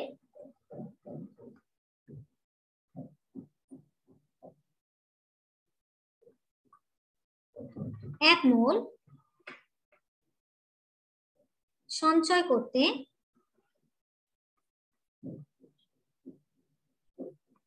তার যোজনীর সমান ফ্যারাডে চার্জ দরকার হয়।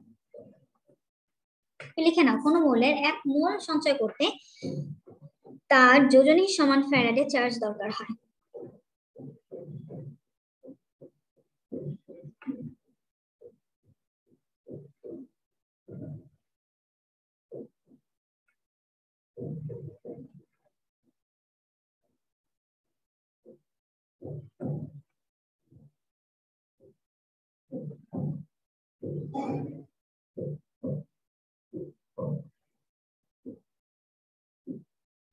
ঠিক আছে, লিখে নাও।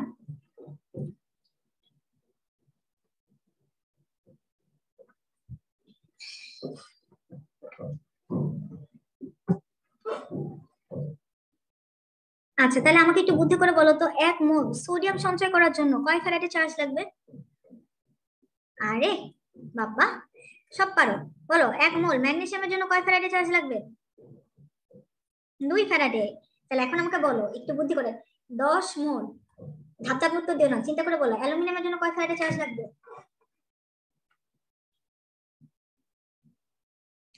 তোমাদেরকে আমি আর কি করবো, তোমরা তো সবই পারো। 1 মোল অ্যালুমিনিয়ামের জন্য লাগে 3 ফ্যারাডে, আর 10 মোল অ্যালুমিনিয়ামের জন্য লাগবে কয় ফ্যারাডে? 3 × 10 = 30 ফ্যারাডে। 30 ফ্যারাডে। আচ্ছা, এইবার তাহলে আমি একটু প্যাঁচায় প্রশ্ন করছি, যেহেতু তোমরা সব পারতেছো, দেখি আটকাইতে পারি কিনা। বলো, 23 গ্রাম সোডিয়ামের জন্য কয় ফ্যারাডে চার্জ লাগবে?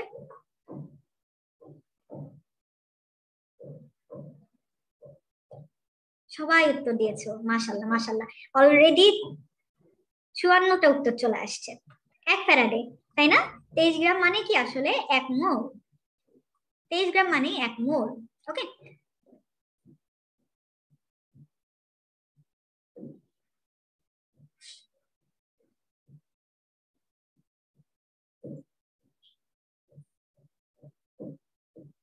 তাহলে আমাকে এখন আরেকবার একটু বুদ্ধি করে উত্তর দাও তো। 12 গ্রাম ম্যাগনেসিয়াম সঞ্চয় করতে কয় ফ্যারাডে তড়িৎ লাগবে? মাথা ঠান্ডা করে ভেবে উত্তর দাও, না তো মাইন্ড দিব, ছাদ থেকে ফেলাই দিব। কি করলো এটা ভাই আপুরা? খেয়াল করে দেখো, 1 মোল ম্যাগনেসিয়াম মানে কয় গ্রাম? 24 গ্রাম। ঠিক আছে, এখন 24 গ্রাম ম্যাগনেসিয়ামের জন্য কয় ফ্যারাডে লাগবে? 2 ফ্যারাডে না? ঠিক আছে, 12 গ্রামের জন্য এর অর্ধেক লাগবে। কার অর্ধেক? এই 2 ফ্যারাডের অর্ধেক না? সবসময় কয় ফ্যারাডে? 1 ফ্যারাডে। বুঝতে পারছো ব্যাপারটা?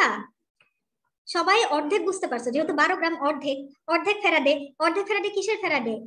কিসের অর্ধেক? এই 2 ফ্যারাডের অর্ধেক। বুঝতে পারছো? আচ্ছা, তাহলে আমাকে একটু বুঝতে পারলে বলো, 9 গ্রাম অ্যালুমিনিয়ামের জন্য কয় ফ্যারাডে?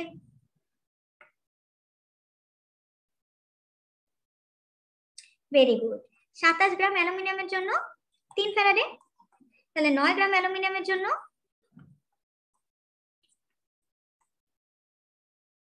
1 ফ্যারাডে।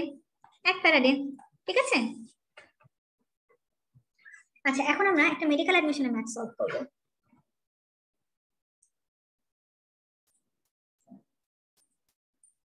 বলতো, কপার সালফেট দ্রবণে 1 ফ্যারাডে তড়িৎ প্রবাহিত করলে কয় মোল কপার জমা হবে?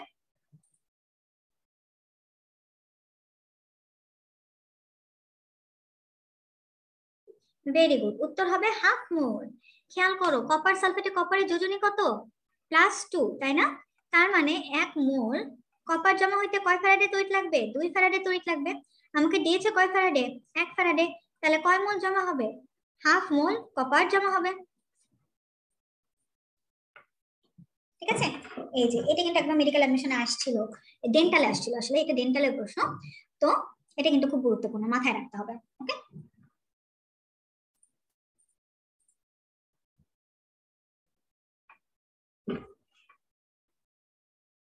চলে আসো সমাধান কিন্তু সমস্যা 4.8। একটা কথা সবসময় মনে রাখবা, মেডিকেল অ্যাডমিশনে যে সকল ম্যাথে ক্যালকুলেটর লাগবে ওই ম্যাথগুলো স্কিপ করে যাবা। ঠিক আছে, এই ম্যাথটাতেও কিন্তু ক্যালকুলেটর লাগে, তাই না? এই ধরনের ম্যাথ তো তোমরা আসলে এইচএসসি তে অনেক পড়েছো। W = ZIT, W = সমীকরণ ইউজ করে করতে হয়।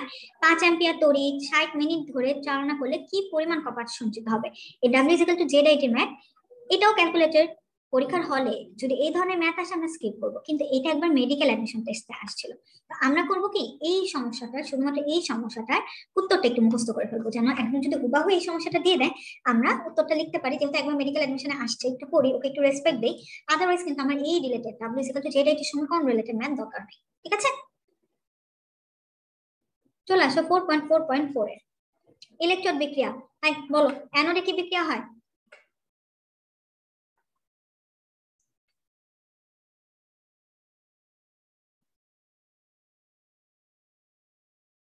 ভেরি গুড, অ্যানোডে জারণ বিক্রিয়া হয়। আর ক্যাথোডে হয় হচ্ছে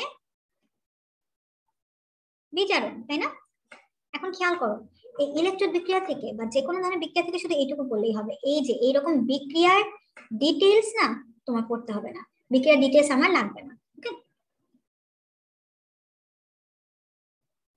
এখন দেখো, একটা তড়িৎ বিশ্লেষ্য দ্রবণ, যেরকম মনে করো সোডিয়াম ক্লোরাইডের দ্রবণ, এখানে কি কি থাকে? সোডিয়াম আয়ন থাকে, হাইড্রোজেন আয়ন থাকে, ঠিক আছে, আবার ক্লোরিন আয়ন থাকে, হাইড্রোক্সিল আয়ন থাকে, তাই না? এখন দেখো এগুলোর মধ্যে কোনটা আগে জারিত হবে আর এগুলোর মধ্যে কোনটা আগে বিজারিত হবে, সেটা নির্ভর করবে কয়টি বিষয়ের উপরে। কোনগুলো আগে জারিত হবে আর কোনগুলো আগে বিজারিত হবে সেটা নির্ভর করবে তিনটি শর্তের উপরে। অর্থাৎ কে ফার্স্ট হবে, কে ফার্স্ট হবে সেটা কয়টি শর্তের উপর নির্ভর করবে? তিনটি শর্তের উপর, তাই না? একটা হচ্ছে আয়নের অবস্থান, ঘনমাত্রার প্রভাব, আর একটা হচ্ছে তড়িৎদ্বারের প্রকৃতি। আয়নের অবস্থান, ঘনমাত্রার প্রভাব, তড়িৎদ্বারের প্রকৃতি। দেখা নাও, এখন দেখো এই যে আয়নের অবস্থান, এই আয়নের অবস্থানটা কই? তড়িৎ রাসায়নিক সারি, এই যে তড়িৎ রাসায়নিক সারি, দেখো তড়িৎ রাসায়নিক সারিটা এই বিজারণ বিভবের উচ্চক্রম অনুযায়ী সাজানো হয়েছে। এখন তোমরা আমাকে প্রশ্ন করতে পারো উচ্চক্রম মানে কি আপু? উচ্চক্রম মানে হচ্ছে ক্রমবৃদ্ধি। লিখে নাও, উচ্চক্রম মানে হচ্ছে ক্রমবৃদ্ধি।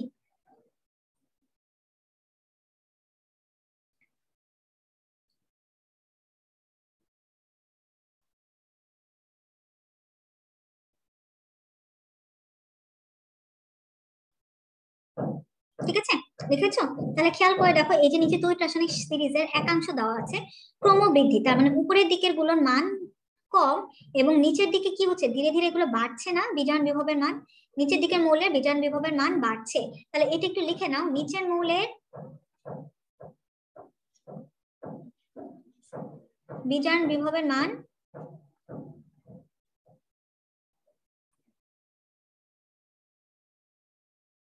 বাড়ছে।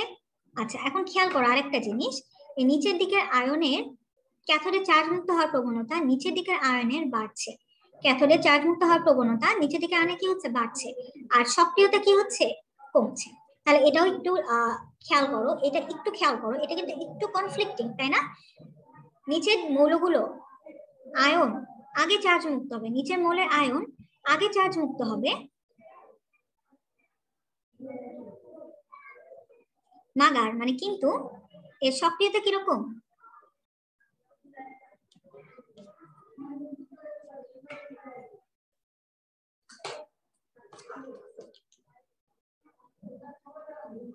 একটু লিখে নাও।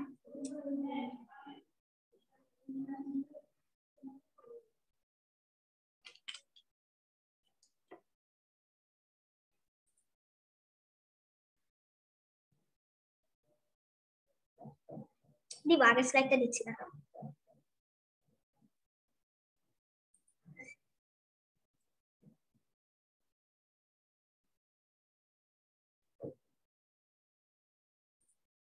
আচ্ছা যামিনী, তুমি যে কথাটা বলেছো সেই কথাটা সঠিক।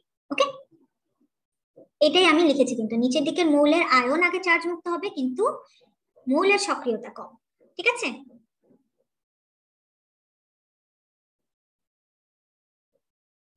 বাট এই কনফ্লিক্টিং রিলেশনটা না অনেকে জটিল ভাবে মনে রাখতে পারে না, এই কারণে আমি এটা সহজ ভাবে লিখে দিলাম। অনেকে কি, আমার সময় আমারই খুব কনফিউশন লাগতো যে এই জিনিসটা আসলে কি এত পেঁচাচ্ছে কেন।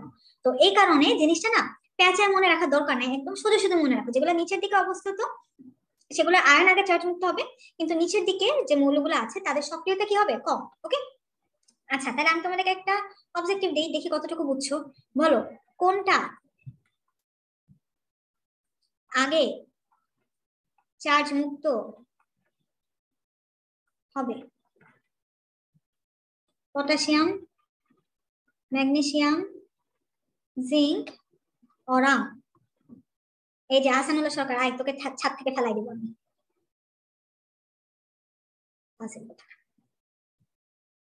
এই যে পটাশিয়াম, ম্যাগনেসিয়াম, জিঙ্ক, আর একটা কি অরাম। নিচের দিকে নিচের মৌলের আয়ন আগে চার্জ মুক্ত হবে, দেখছো? তাহলে কি আগে চার্জ মুক্ত হবে? আয়ন। বুঝছো? কই, তুমি ভয় পেয়ে চলে গেছো? না না সরি ভাই, আমি তোমাকে ছাদ থেকে ফেলতাম না কিন্তু। আচ্ছা, ওকে, তাহলে এখন বুঝতেই পারছো এখান থেকে যদি আমি প্রশ্নটা উপমা আক্তার রেজড হ্যান্ড, তুমি ভুল করে রেজ হ্যান্ড করেছো, আপাতত মেসেজ করো, কোনো সমস্যা থাকলে আমি সলভ করে দিচ্ছি। কিন্তু এই রিলেটেড প্রশ্নগুলোর উত্তর পারতে হলে আমাদের অবশ্যই কি পড়তে হবে, এই সিরিজটা জানতে হবে। এই সিরিজটা হচ্ছে সক্রিয়তা সিরিজ, ঠিক আছে? ধাতু সময়ের সক্রিয়তা সিরিজটাই হচ্ছে দ্বৈত রাসায়নিক সারি। চলে আসো সারণী 4.3 সক্রিয়তা সিরিজ। আমরা এখন সক্রিয়তা সিরিজটা মুখস্থ করবো। সক্রিয়তা সিরিজের নেমনিক করবো আমরা ব্রেটলিকে দিয়ে। ব্রেটলিকে চিনো?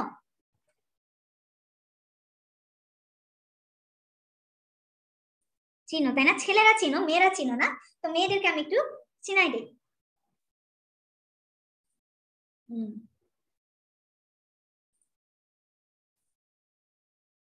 দেখো, দেখতে পাচ্ছো?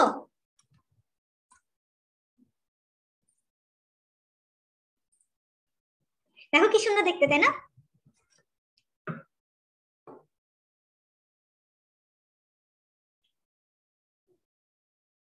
শোনো, আমাদের সময় ব্রেটলি খেলতো, বুঝছো? এখন তো ব্রেটলি খেলে না, এখন তো সে হচ্ছে কমেন্টেটরি করে। সে একদম বস লেভেলে একটা পাবলিক ছিল, ঠিক আছে? আর যারা অস্ট্রেলিয়ার খেলা দেখো, তারা জানো যে অস্ট্রেলিয়ার মানুষরা খুব স্লেজিং করে, প্রচন্ড স্লেজিং করে।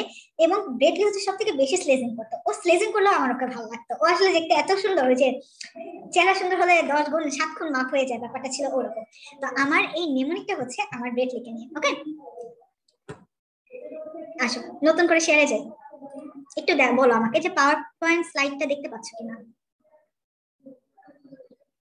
পাওয়ার পয়েন্ট স্লাইড দেখতে পাচ্ছ? এটা হচ্ছে আমার ব্রেটলি নেমোনিক। দেখো,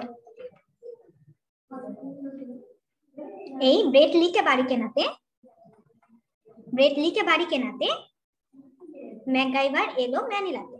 যেন কবে ফিরে ক্যাডার কনিসনকে পাবে হায়। কালো হাজি আজ পেটাবে আমায়। কালো হাজি আজ পেটাবে আমায়, ঠিক আছে? লিকে বাড়ি কেনাতে ম্যাকগাইভার এলো ম্যানিলাতে। যেন কবে ফিরে ক্যাডার কনিসনকে পাবে হায়। কালো হাজি আজ পেটাবে আমায়। দেখো, লিডে আমরা বুঝবো লিথিয়াম, কেতে বুঝবো পটাশিয়াম, বাড়িতে বুঝবো বেরিয়াম, এই কেতে ক্যালসিয়াম, নাতে সোডিয়াম, ঠিক আছে? ম্যাকগাইভার মানে ম্যাগনেসিয়াম, অ্যালো মানে হচ্ছে অ্যালুমিনিয়াম, সরি, ম্যানিলা দিয়ে ম্যাঙ্গানিজ, ঠিক আছে? জ্যানোতে জিঙ্ক, কবেতে ক্রোমিয়াম, ফিরেতে ফেরা। ক্যাডার মানে ক্যাডমিয়াম, কনিসন মানে দেখো কনিসনের কতে কোবাল্ট, নিতে হচ্ছে নিকেল, আর সনে হচ্ছে স্ট্যানাম।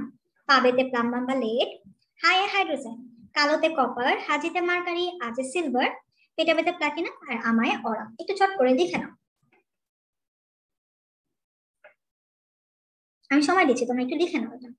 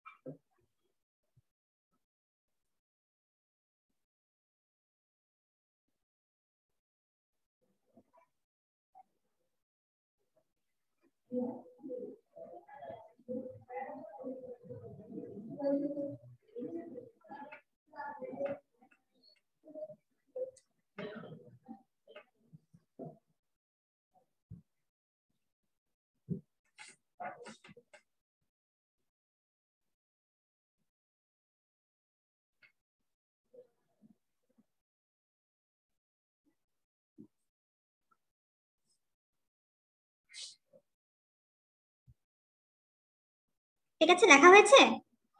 লিখে বাড়ি কেনাতে ম্যাকগাইভার এলো ম্যানিলাতে। জানা, আচ্ছা ঠিক আছে, লেখা শেষ, বুঝতে পেরেছি। তাহলে এখন আমরা এটা একটু গুরুত্বটা পড়ি। দেখো, লিকে বাড়ি কেনাতে, তাই না? লিকে বাড়ি কেনাতে, এই যে লিকে বাড়ি কেনাতে, এই পর্যন্ত যে মৌলগুলো আছে, এই মৌলগুলো দেখো পানি থেকে হাইড্রোজেনকে প্রতিস্থাপন করতে পারে। এই পর্যন্ত মৌলগুলো পানি থেকে হাইড্রোজেনকে প্রতিস্থাপন করতে পারে। এরপরে খেয়াল করো, ম্যাকগাইভার এলো ক্যাডার মনে আছে? ম্যাকগাইভার এলো ম্যানিলাতে। যেন কবে ফিরে ক্যাডার, ঠিক আছে? মনে রাখবা, এই ক্যাডার পর্যন্ত যতগুলো মৌল আছে এরা সবাই কি করতে পারবে? এই স্টিম থেকে বা হাইড্রোজেনকে প্রতিস্থাপন করতে পারবে। বুঝতে পারছো?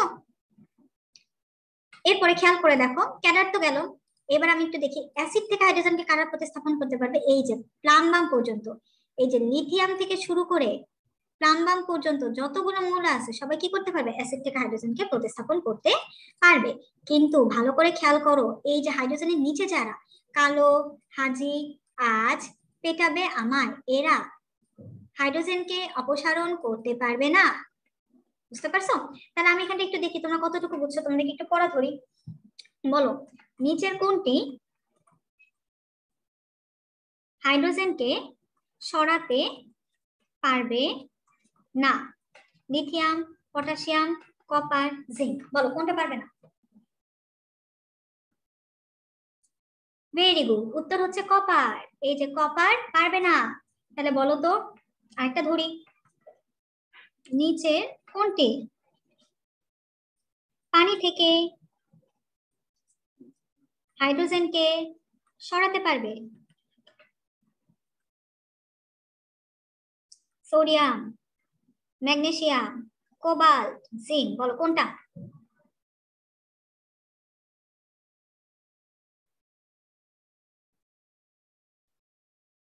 Very good, sodium.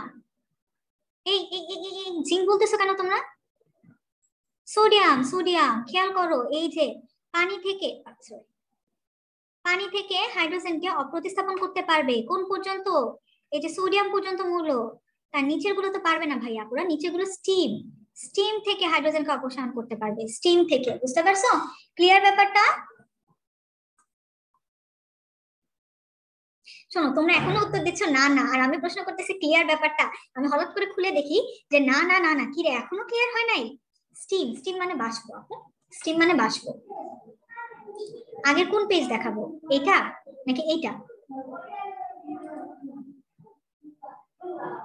ঐশী আপু,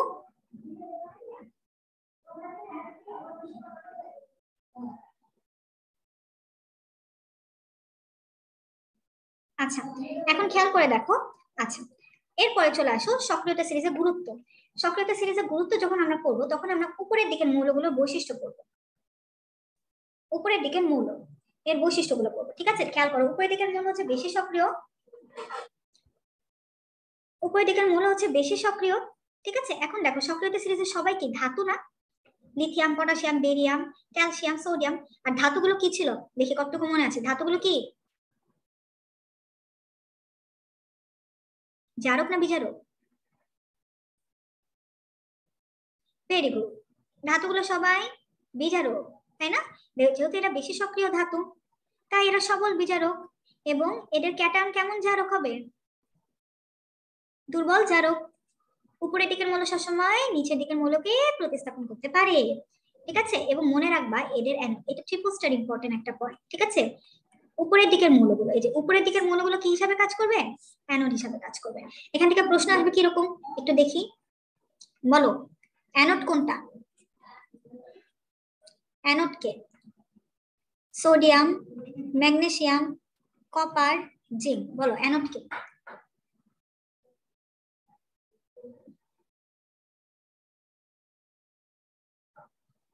ভেরি গুড, যেটা উপরের দিকের মৌল সেটা অ্যানোড, তাই না? সোডিয়াম, ম্যাগনেসিয়াম, কপার আর জিঙ্ক, এগুলোর মধ্যে অ্যানোড হচ্ছে সোডিয়াম। ঠিক আছে, বলো তো বেশি সক্রিয় কে?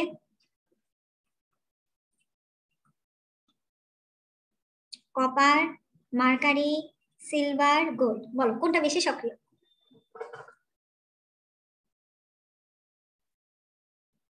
চারটা অপশন দিয়েছি, ভেরি গুড। এই চারটা অপশনের ভিতর যেটা উপরে অবস্থিত, যেটা উপরের দিকে অবস্থিত সেটাই বেশি সক্রিয় হবে, তাই না? যেরকম বেশি সক্রিয় কে? কপার। আচ্ছা তাহলে আমি এবার একটু জটিল করে প্রশ্ন করি, বলো তো ক্যাথোড কে? Potassium, barium, manganese, plumbum. বলো এগুলোর মধ্যে ক্যাথোড কে? এই এই আমি অপশনে তোদেরকে গোল দিচ্ছি, সবগুলো গোল রিপ্লাই করতেছিস। Very good, lead. লেড হবে উত্তর। ক্যাথোডে কি পাবো আমরা? লেড পাবো। Okay, lead. তাহলে দেখো আমরা কিন্তু সক্রিয়তা সিরিজটা বুঝে গেছি। ঠিক আছে, এরকম প্রশ্ন হবে, গতবার কিন্তু এরকম একটা প্রশ্ন হয়েছিল। গতবার প্রশ্নটা হয়েছিল কোনটির সক্রিয়তা কম? ঠিক আছে, এরকম ছিল মনে হয়, জিঙ্ক ছিল, কপার ছিল, প্ল্যাটিনাম ছিল, সিলভার ছিল। বলো তো কোনটা সক্রিয়তা কম? প্ল্যাটিনাম। এই যে এইখানটা একটু ঝামেলা হচ্ছে বুঝছো, ঘোষ স্যারের বইয়ে না প্ল্যাটিনাম মূলটা নাই, কিন্তু এটা সরি হাজারি স্যার বই প্ল্যাটিনাম নাই, কিন্তু এটা গুহ স্যার, কবির স্যার বা অন্যান্য সকল বইয়ে প্ল্যাটিনাম আছে, এবং মেডিকো নেমোনিকেও কিন্তু প্ল্যাটিনাম ছিল। ঠিক আছে, মেডিকো নেমোনিকের বেলায়ও প্ল্যাটিনাম ছিল। এই কারণে এই জায়গাটা একটু প্ল্যাটিনাম লিখে নাও। তোমাদের নেমোনিকেও কিন্তু আমি দেখো প্ল্যাটিনাম দিয়ে দিয়েছি, দেখো কালো হাজি আজ পেশাবে প্ল্যাটিনাম আমার। ঠিক আছে, এটার উত্তর কিন্তু হবে তোমার প্ল্যাটিনাম। ওকে আপু কি লিখছো?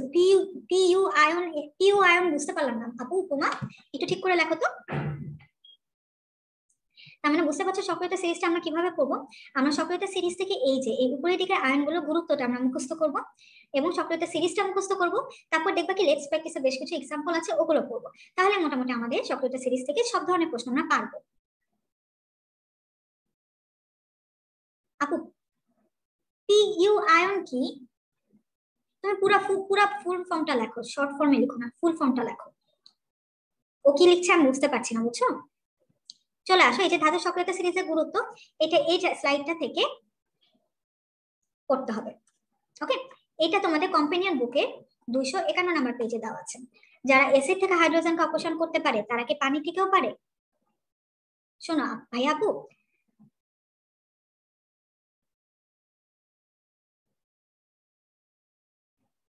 দেখো পানি থেকে পারে শুধুমাত্র 5টা, ওই যে লিথিয়াম, পটাশিয়াম, বেরিয়াম, ক্যালসিয়াম এবং সোডিয়াম। আর অ্যাসিড থেকে হাইড্রোজেন অপসারণ করতে পারে লিথিয়াম থেকে শুরু করে লেড পর্যন্ত।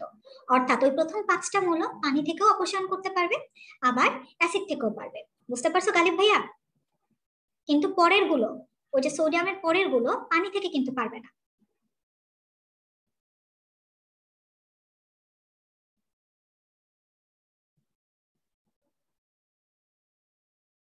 এরপর চলে আসো 4.7, জারণ অর্ধবিক্রিয়া, বিজারণ অর্ধবিক্রিয়া। এটা চলে আসো এই স্লাইড থেকে। জারণ অর্ধবিক্রিয়া, বিজারণ অর্ধবিক্রিয়া। দেখো জারণ মানে কি? ইলেকট্রন ছাড়ন। বিজারকের জারণ হয়, অ্যানোডে ঘটে, সব কিন্তু আমরা অলরেডি পড়েছি তাই না? এবং জারণ সংখ্যা বৃদ্ধি পায়। ওকে, আর বিজারণ মানে কি? উল্টা ঘটনাগুলো। এটা তোমাদের কম্পেনিয়ন বুকে 252 নম্বর পেজে আছে, ওখান থেকে দেখে নিবা। আচ্ছা আজকে কি তোমাদের শর্ট সিলেবাস শেষ হয়ে যাচ্ছে? আজকে শেষ হয়ে যাচ্ছে তাই না? তাহলে তো খুবই ভালো। ওকে, এখন দেখো লবণ সেতু, পরের পাতাতে চলে আসো। লবণ সেতু প্রত্যেকটা ইনফরমেশন 100% ইম্পর্টেন্ট। দেখো লবণ সেতুতে কি কি লবণ ব্যবহার করা হয়? Potassium chloride, potassium nitrate, ammonium nitrate, sodium sulphate, এই চারটা জিনিস ইউজ করা হয়। Potassium chloride, potassium nitrate, ammonium nitrate, sodium sulphate. দেখো লবণ সেতু কি কোনো ধরনের রাসায়নিক বিক্রিয়া করে? লবণ সেতু কোনো রকমের রাসায়নিক বিক্রিয়া করে না। লবণ সেতু দুটো কোষের মধ্যে কিরকম সংযোগ রাখে? পরোক্ষ সংযোগ রাখে, খুব গুরুত্বপূর্ণ। দেখো কোষ বিভাগের কয়টা সমীকরণ দেওয়া আছে? 3টা সমীকরণ দেওয়া আছে। তার মানে এখান থেকে প্রশ্ন কি হবে? নিচের কোনটি ভুল, তাই না? তাহলে আমাদের এই 3টা সমীকরণ খুব ভালোভাবে পড়তে হবে। আমরা এই 3টা সমীকরণ খুব মনোযোগ দিয়ে পড়বো, যেন কোনটা ভুল সমীকরণ সেটা আমরা ঠিক করতে পারি। দেখো তড়িৎদ্বার বিভব একটু ভালো করে খেয়াল করো। অ্যানোডে কি বিক্রিয়া হয়? জারণ। জারণ মানে কি? সে ইলেকট্রন ত্যাগ করছে, অনেক ইলেকট্রন ত্যাগ করে দিচ্ছে। এই যে দেখো, এই ইলেকট্রন ত্যাগ করার জন্য, ইলেকট্রন ত্যাগের জন্য যে চাপ তৈরি হচ্ছে না, বেশি বেশি ইলেকট্রন ত্যাগ করছে, ইলেকট্রন ত্যাগের জন্য যে চাপ, এই চাপটাকে কি বলা হয়? দ্রবণ চাপ।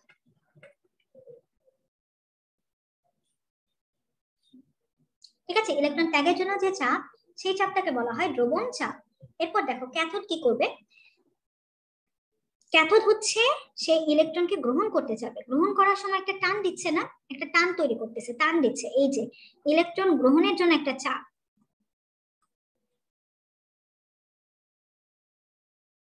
এই ইলেকট্রন গ্রহণের জন্য যে চাপটা তৈরি হচ্ছে, ওই চাপের নাম কি বলতো? অসমোটিক চাপ।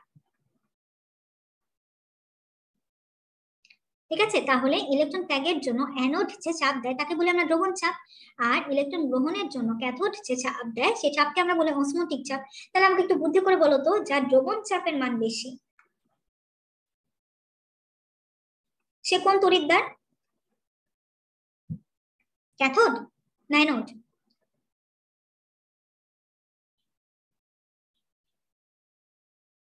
Very good. যার দ্রবণ চাপের মান বেশি সে কোন তড়িৎদ্বার? অ্যানোড। ঠিক আছে, যার দ্রবণ চাপের মান বেশি সে হচ্ছে অ্যানোড। আচ্ছা তাহলে বলো তো, যার অসমোটিক চাপের মান বেশি?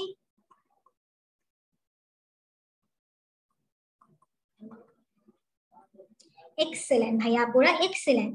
যার অসমোটিক চাপের মান বেশি সে হচ্ছে ক্যাথোড। ওকে, তাহলে আমরা এই জিনিসটা একটু মাথায় রাখবো। 4.7.2 থেকে এটাই আমাদের মূলত পড়ার টপিক। চলে আসো 4.8 এ, তড়িৎদ্বার বিভব এবং ধাতু সক্রিয়তা সিস। দেখো তড়িৎদ্বার বিভবের তিনটা ক্রাইটেরিয়া, চারটা জিনিস আছে এখান থেকে। দেখো দ্রবণের ঘনমাত্রা কত রাখতে হবে? 1 মোল। তাপমাত্রা রাখতে হবে 25°C। তড়িৎদ্বার বিভবের মান হবে 0 ভোল্ট। এবং নিষ্ক্রিয় তড়িৎদ্বার হিসেবে আমরা কাকে ব্যবহার করব? প্ল্যাটিনাম। এই কয়টা তথ্য খুব গুরুত্বপূর্ণ, একটু মাথায় ভালো করে ঢুকায় নাও এবং বইয়ে দাগিয়ে নাও। প্রমাণ তড়িৎদ্বার বিভবের জন্য ঘনমাত্রা রাখতে হয় আমার 1 মোল, তাপমাত্রা রাখতে হয় 25°C, তড়িৎদ্বার বিভবের মান হচ্ছে 0 ভোল্ট এবং নিষ্ক্রিয় তড়িৎদ্বার হিসেবে ব্যবহৃত হয় প্ল্যাটিনাম।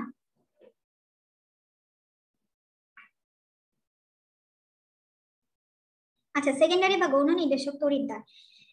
দেখো সেকেন্ডারি বা গৌণ নির্দেশক তড়িৎদ্বারের এক্সাম্পল আছে দুইটা, একটা হচ্ছে ক্যালোমেল তড়িৎদ্বার, একটা হচ্ছে সিলভার সিলভার ক্লোরাইড তড়িৎদ্বার। ক্যালোমেল তড়িৎদ্বার, সিলভার সিলভার ক্লোরাইড তড়িৎদ্বার। আর দুটো উদাহরণ একটু লিখে নাও, এই যে কুইন হাইড্রন তড়িৎদ্বার এবং গ্লাস তড়িৎদ্বার। এই জায়গাটা একটু লিখে নাও, 3 আর 4 নাম্বার পয়েন্ট দিয়ে লিখে নাও, কুইন হাইড্রন তড়িৎদ্বার, গ্লাস তড়িৎদ্বার।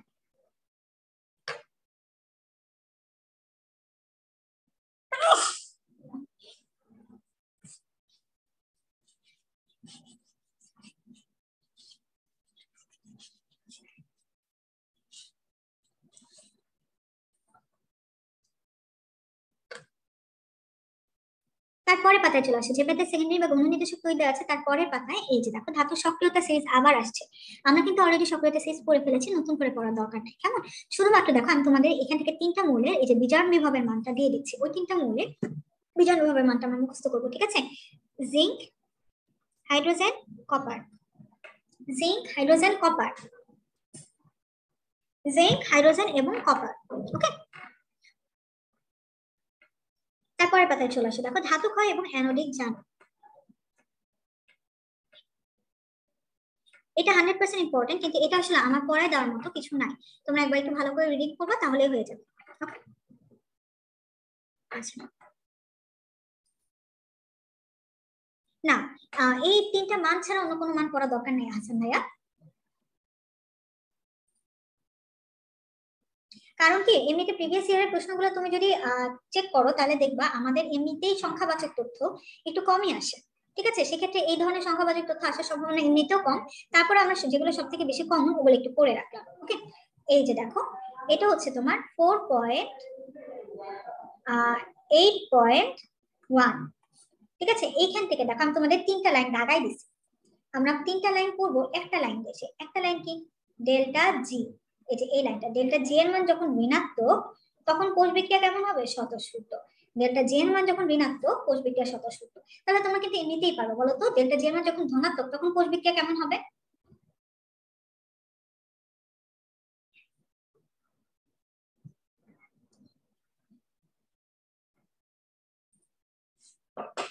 অস্বতঃস্ফূর্ত। Very good. আর ডেল্টা জি এর মান 0 মানে কোষ বিক্রিয়া হবে না। ওকে, এরপরে চলে আসো 4.9। এই যে এই 4.9টা আমরা কোথা থেকে পড়বো?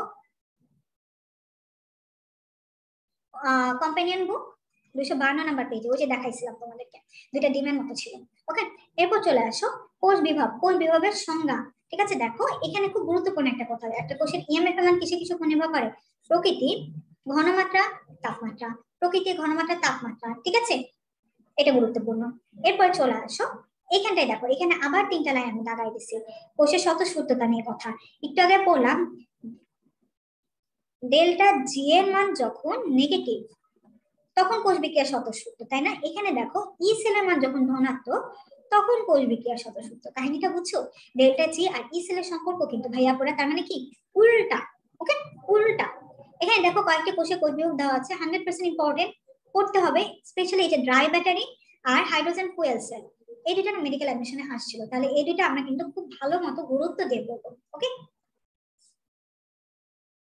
এরপর দেখো 4.10 তড়িৎদ্বার এবং কোষে বিভব সম্পর্কিত নাম সমীকরণ। এখান থেকে পড়তে হবে শুধুমাত্র একটা জিনিস। এখান থেকে না আসলে কখনো মেডিকেল অ্যাডমিশন তো প্রশ্ন হয়ই নাই, ইভেন ভার্সিটির অ্যাডমিশনও কখনো প্রশ্ন হয় নাই। ঠিক আছে, ভার্সিটির অ্যাডমিশনেও কখনো প্রশ্ন হয় নাই। তো এই কারণে আমরা শুধুমাত্র এই যে দেখো একটা দাঁড়ানো সমীকরণ আছে না, আমরা এই দাঁড়ানো সমীকরণটা পড়বো, আমরা আর কোনো কিছু পড়বো না। ঠিক আছে,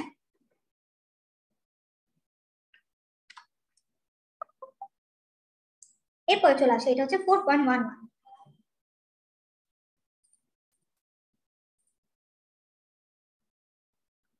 এখান থেকে পড়বো আমরা শুধুমাত্র 3টা লাইন। কি কি পড়বো দেখো, অর্ধকোষ কয় প্রকার? 5 প্রকার। এবং এই অর্ধকোষগুলোর নাম, ধাতুর আয়ন অর্ধকোষ, এরপর দেখো অদ্রবণীয় লবণ অর্ধকোষ, অ্যামালগাম অর্ধকোষ, জারণ বিজারণ অর্ধকোষ, গ্যাস অর্ধকোষ।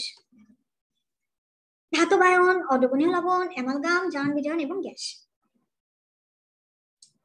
এটা হচ্ছে 4.11। এরপর 4.12 লাগবে না, 4.13ও লাগবে না। লাগবে না মানে কি, এগুলো না ওই যে সক্রিয়তা সিরিজের সাথে সাথে তোমাদেরকে আমি পড়াই দিচ্ছি, আলাদা করে পড়তে হবে না। ওকে, 4.11 এর পরে চলে আসো 4.14।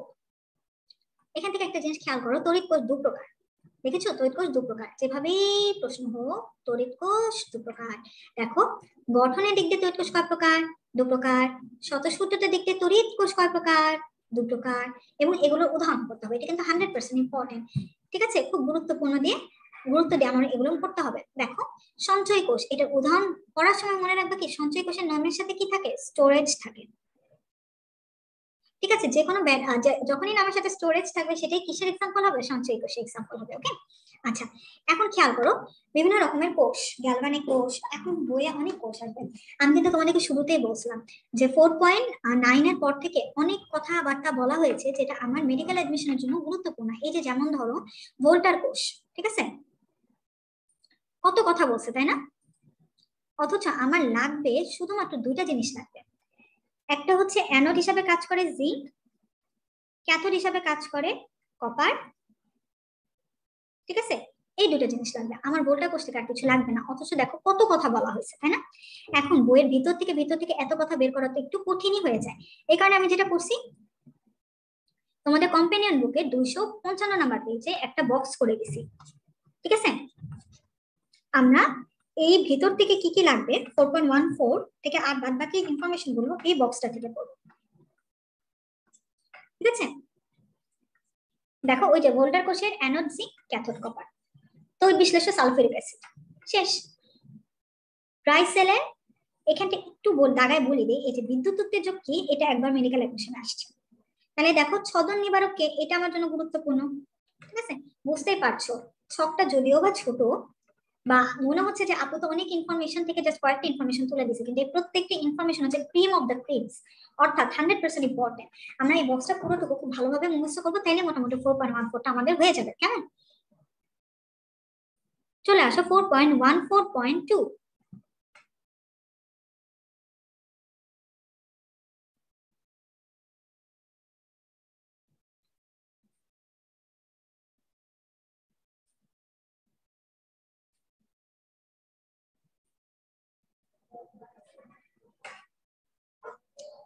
খেয়াল করো, শুরুতেই বলছে কোনো রকমের বিক্রিয়া লাগবে না, তার মানে আমাদের এই 3 নাম্বার পয়েন্টটা লাগবে না। তাহলে আমরা কি পড়বো? 4.1 4.2 পড়বো একেতেই বক্স থেকে, তার মধ্যে আবার বক্সের 3 নাম্বার পয়েন্ট আমরা পড়বো না। আমরা পড়বো শুধুমাত্র পুরোপুরি 2টা পয়েন্ট। এবং এখানটা একটু খেয়াল করো, একটা গ্যালভানিক কোষে অ্যানোড কি চিহ্ন যুক্ত হবে? মাইনাস। পেয়েছো? একটা গ্যালভানিক কোষে অ্যানোড হচ্ছে মাইনাস, কিন্তু একটা তড়িৎ বিশ্লেষ্য কোষ, তড়িৎ বিশ্লেষ্য কোষে অ্যানোডটা কি হবে? প্লাস। গ্যালভানিক কোষে অ্যানোড হচ্ছে মাইনাস, আর তড়িৎ বিশ্লেষ্য কোষে অ্যানোড হচ্ছে প্লাস।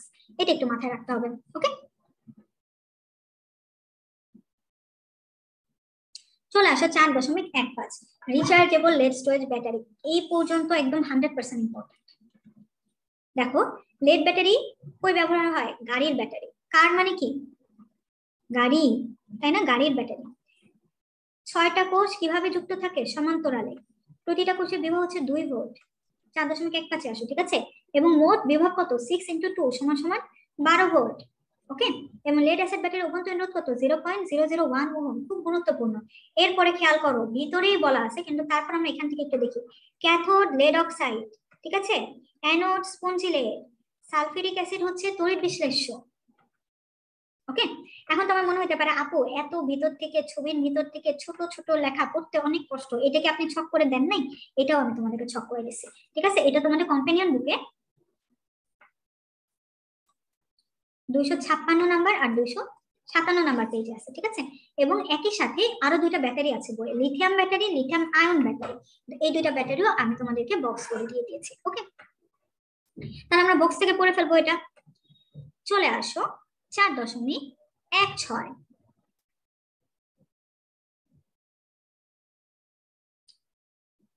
বিভিন্ন ব্যাটারির সুবিধা অসুবিধা, এগুলো পড়বো শুধুমাত্র হেডিং গুলো। যেরকম দেখো, লেড স্টোরেজ ব্যাটারির সুবিধাগুলো কি কি?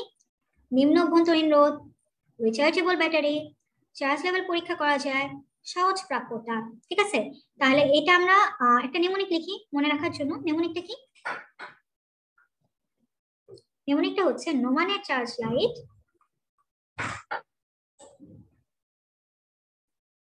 Easily rechargeable.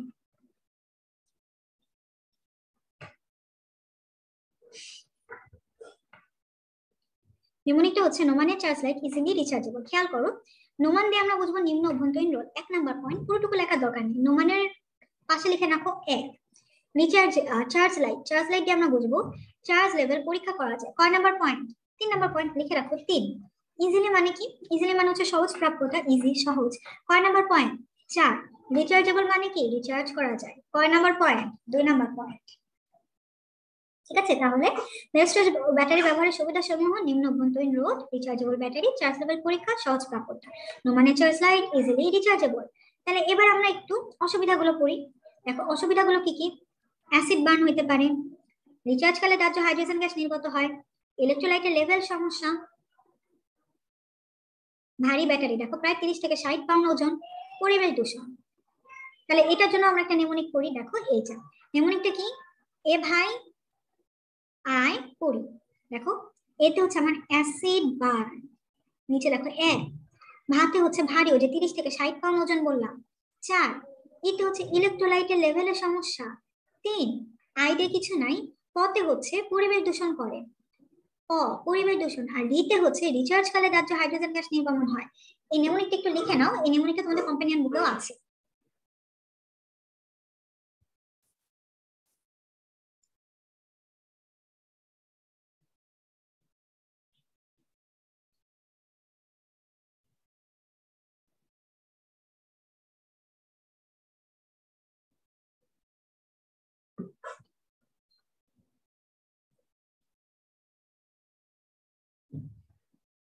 এরপর চলে আসো লিথিয়াম ব্যাটারির সুবিধা। হেডিং গুলো একবার পড়বো তাইলেই হবে। অসুবিধার 1 নাম্বার পয়েন্টটা ট্রিপল স্টার ইম্পর্টেন্ট, খুব গুরুত্বপূর্ণ। মনে রাখবা, একমাত্র স্টোরেজ ব্যাটারি যেটা রিচার্জেবল না তার নাম হচ্ছে লিথিয়াম ব্যাটারি। লিথিয়াম আয়ন না কিন্তু, লিথিয়াম ব্যাটারি। একমাত্র স্টোরেজ ব্যাটারি যা রিচার্জেবল না, নাম কি? Lithium battery. দেখো 2 আর 3, 2 আর 3 একটু মনে রাখবো আমরা। লিপস্টিক দেয়, তোমরা লিপস্টিক দাও না? আমি সাধারণত লিপস্টিক দেই, আজকে খুব মানে তাড়াহুড়ো করে আসছে দেখে লিপস্টিক দেওয়ার কথা মনে ছিল না। দেখো লিপস্টিক এটা কি বিপজ্জনক? ফোটা বা লিক হয়ে যায়। আর স্টিক মানে কি? স্টোর করা যায় না। তাহলে লিক, স্টোর। ওকে, বিপজ্জনক, ফোটা বা লিক হয়ে যায়, আর স্টিক বা স্টোর করা যায় না। চলে আসো 4.17 ফুয়েল সেলের প্রকারভেদ। ফুয়েল সেল ও এর প্রকারভেদ। প্রথম লাইনটা দাগাও। ফুয়েল সেল এক প্রকার কি কোষ? গ্যালভানিক কোষ। আর কিছু করতে হবে না। এরপর চলে আসো ফুয়েল সেল এবং সাধারণ ব্যাটারি পার্থক্য। দেখো ফুয়েল সেলে ব্যাটারির জীবনীকাল নির্দিষ্ট। যেরকম একটা মনে করো টিভি রিমোট, সাধারণত 5 মাস 6 মাস যায় টিভি রিমোটে আমরা যে ব্যাটারি গুলো ভরি, তারপর কিন্তু আমার ব্যাটারি মোটে ব্যাটারিটা চেঞ্জ করতে হয়, ঠিক আছে? একটা সাধারণ ব্যাটারি জীবনীকাল কিন্তু নির্দিষ্ট। ওকে, কিন্তু ফুয়েল সেলের জীবনীকাল কিরকম? অনির্দিষ্ট। ফুয়েল সেলের জীবনীকাল অনির্দিষ্ট। এরপরে ক্লাসিফিকেশন। এই প্রকারভেদটা কখনো মেডিকেল অ্যাডমিশনে আসেনি, কিন্তু আমরা কি জানি মেডিকেল অ্যাডমিশন টেস্টের জন্য যে কোনো রকমের প্রকারভেদ খুব গুরুত্বপূর্ণ, তাই আমরা এই প্রকারভেদ গুলো পড়বো। ওকে, দেখো ফুয়েলের উপর ভিত্তি করে ফুয়েল সেল কয় প্রকার? 2 প্রকার। Hydrogen oxygen, methanol oxygen. ফুয়েলের উপর ভিত্তি করে কয় প্রকার? 2 প্রকার। Methanol oxygen, hydrogen oxygen. ইলেকট্রোলাইটের উপর ভিত্তি করে ফুয়েল সেল কয় প্রকার?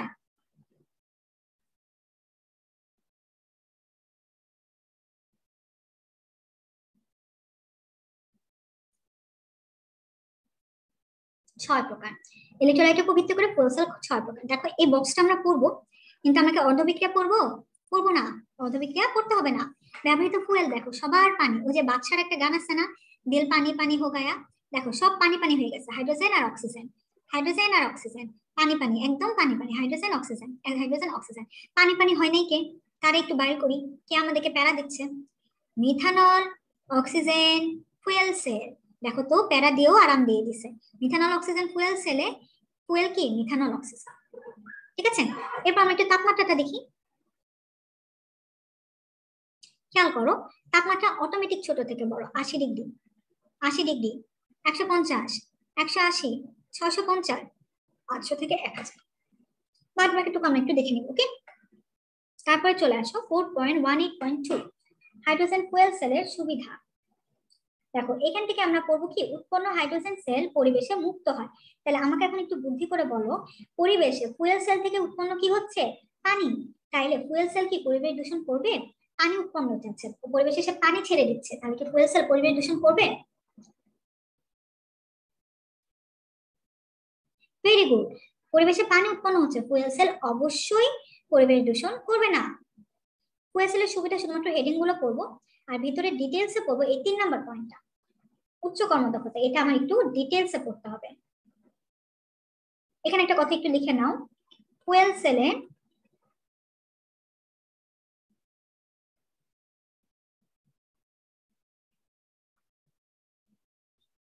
কর্মদক্ষতা হচ্ছে 98%, ঠিক আছে। ফুয়েল সেলের কর্মদক্ষতা কত পার্সেন্ট, 98%।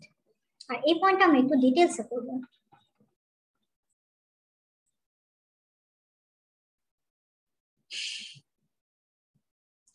লাস্ট টপিক 4টাতে চলে আসে, দেখো আমি একটা সবজি আঁকতেছি, বলো তো এটা কি সবজি?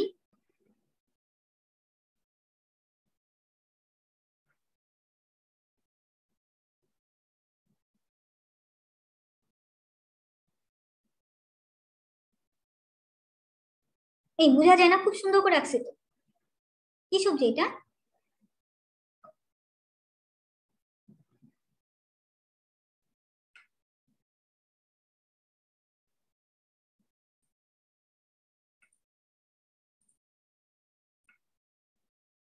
আচ্ছা দেখো তো স্ক্রিনটা দেখতে পাচ্ছ কিনা, হঠাৎ করে না বন্ধ হয়ে গেছিল ভাইয়া পুরা।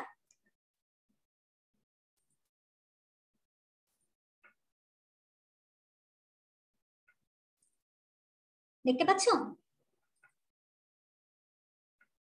আচ্ছা ঠিক আছে, হ্যাঁ এটা হচ্ছে ফুলকপি, তাই না? কি সুন্দর করে আঁকছি আমি ফুলকপি।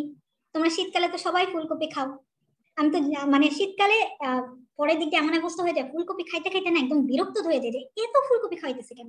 তাহলে এখন দেখো ফুলকপি খাইতে খাইতে যেহেতু বিরক্ত ধরছে, আমি এটা কালার চেঞ্জ করে এটাকে একটা অন্য সবজি বানাই দিই। দেখো তো তাহলে এখন এটা কি সবজি হয়ে যাবে, একদম সবুজ।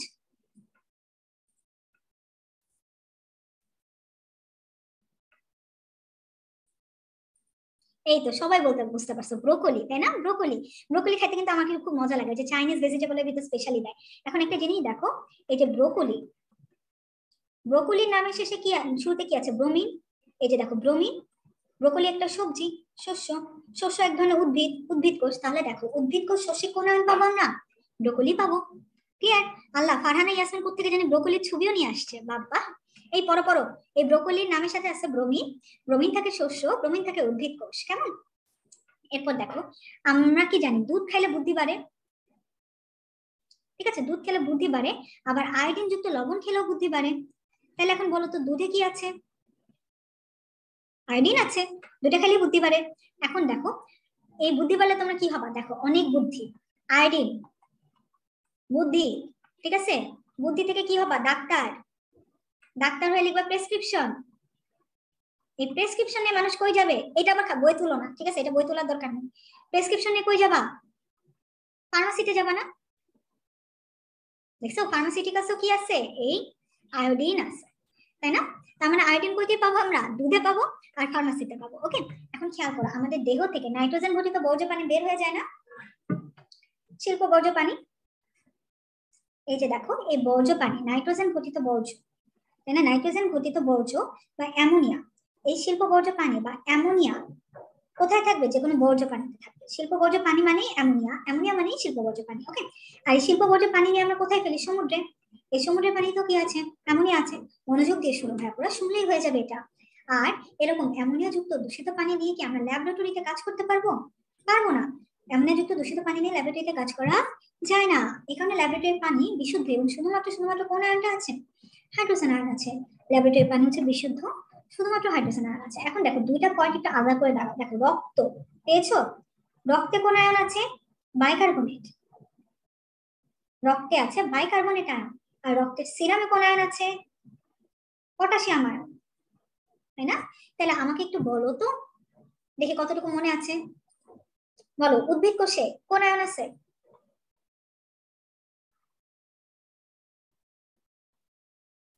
Very good, bromine. আর ফার্মাসিউটিক্যালসে কোন আয়ন আছে? আয়োডিন। গুড। রক্তে কোন আয়ন আছে?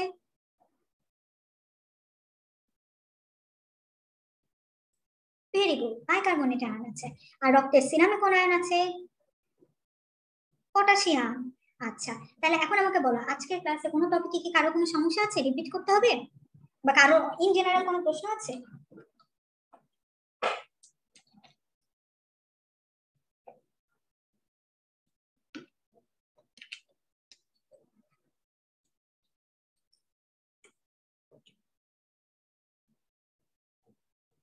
আচ্ছা ঠিক আছে, তাহলে আজকের ক্লাস আমি এখানেই শেষ করে দিচ্ছি। সবাইকে অসংখ্য ধন্যবাদ।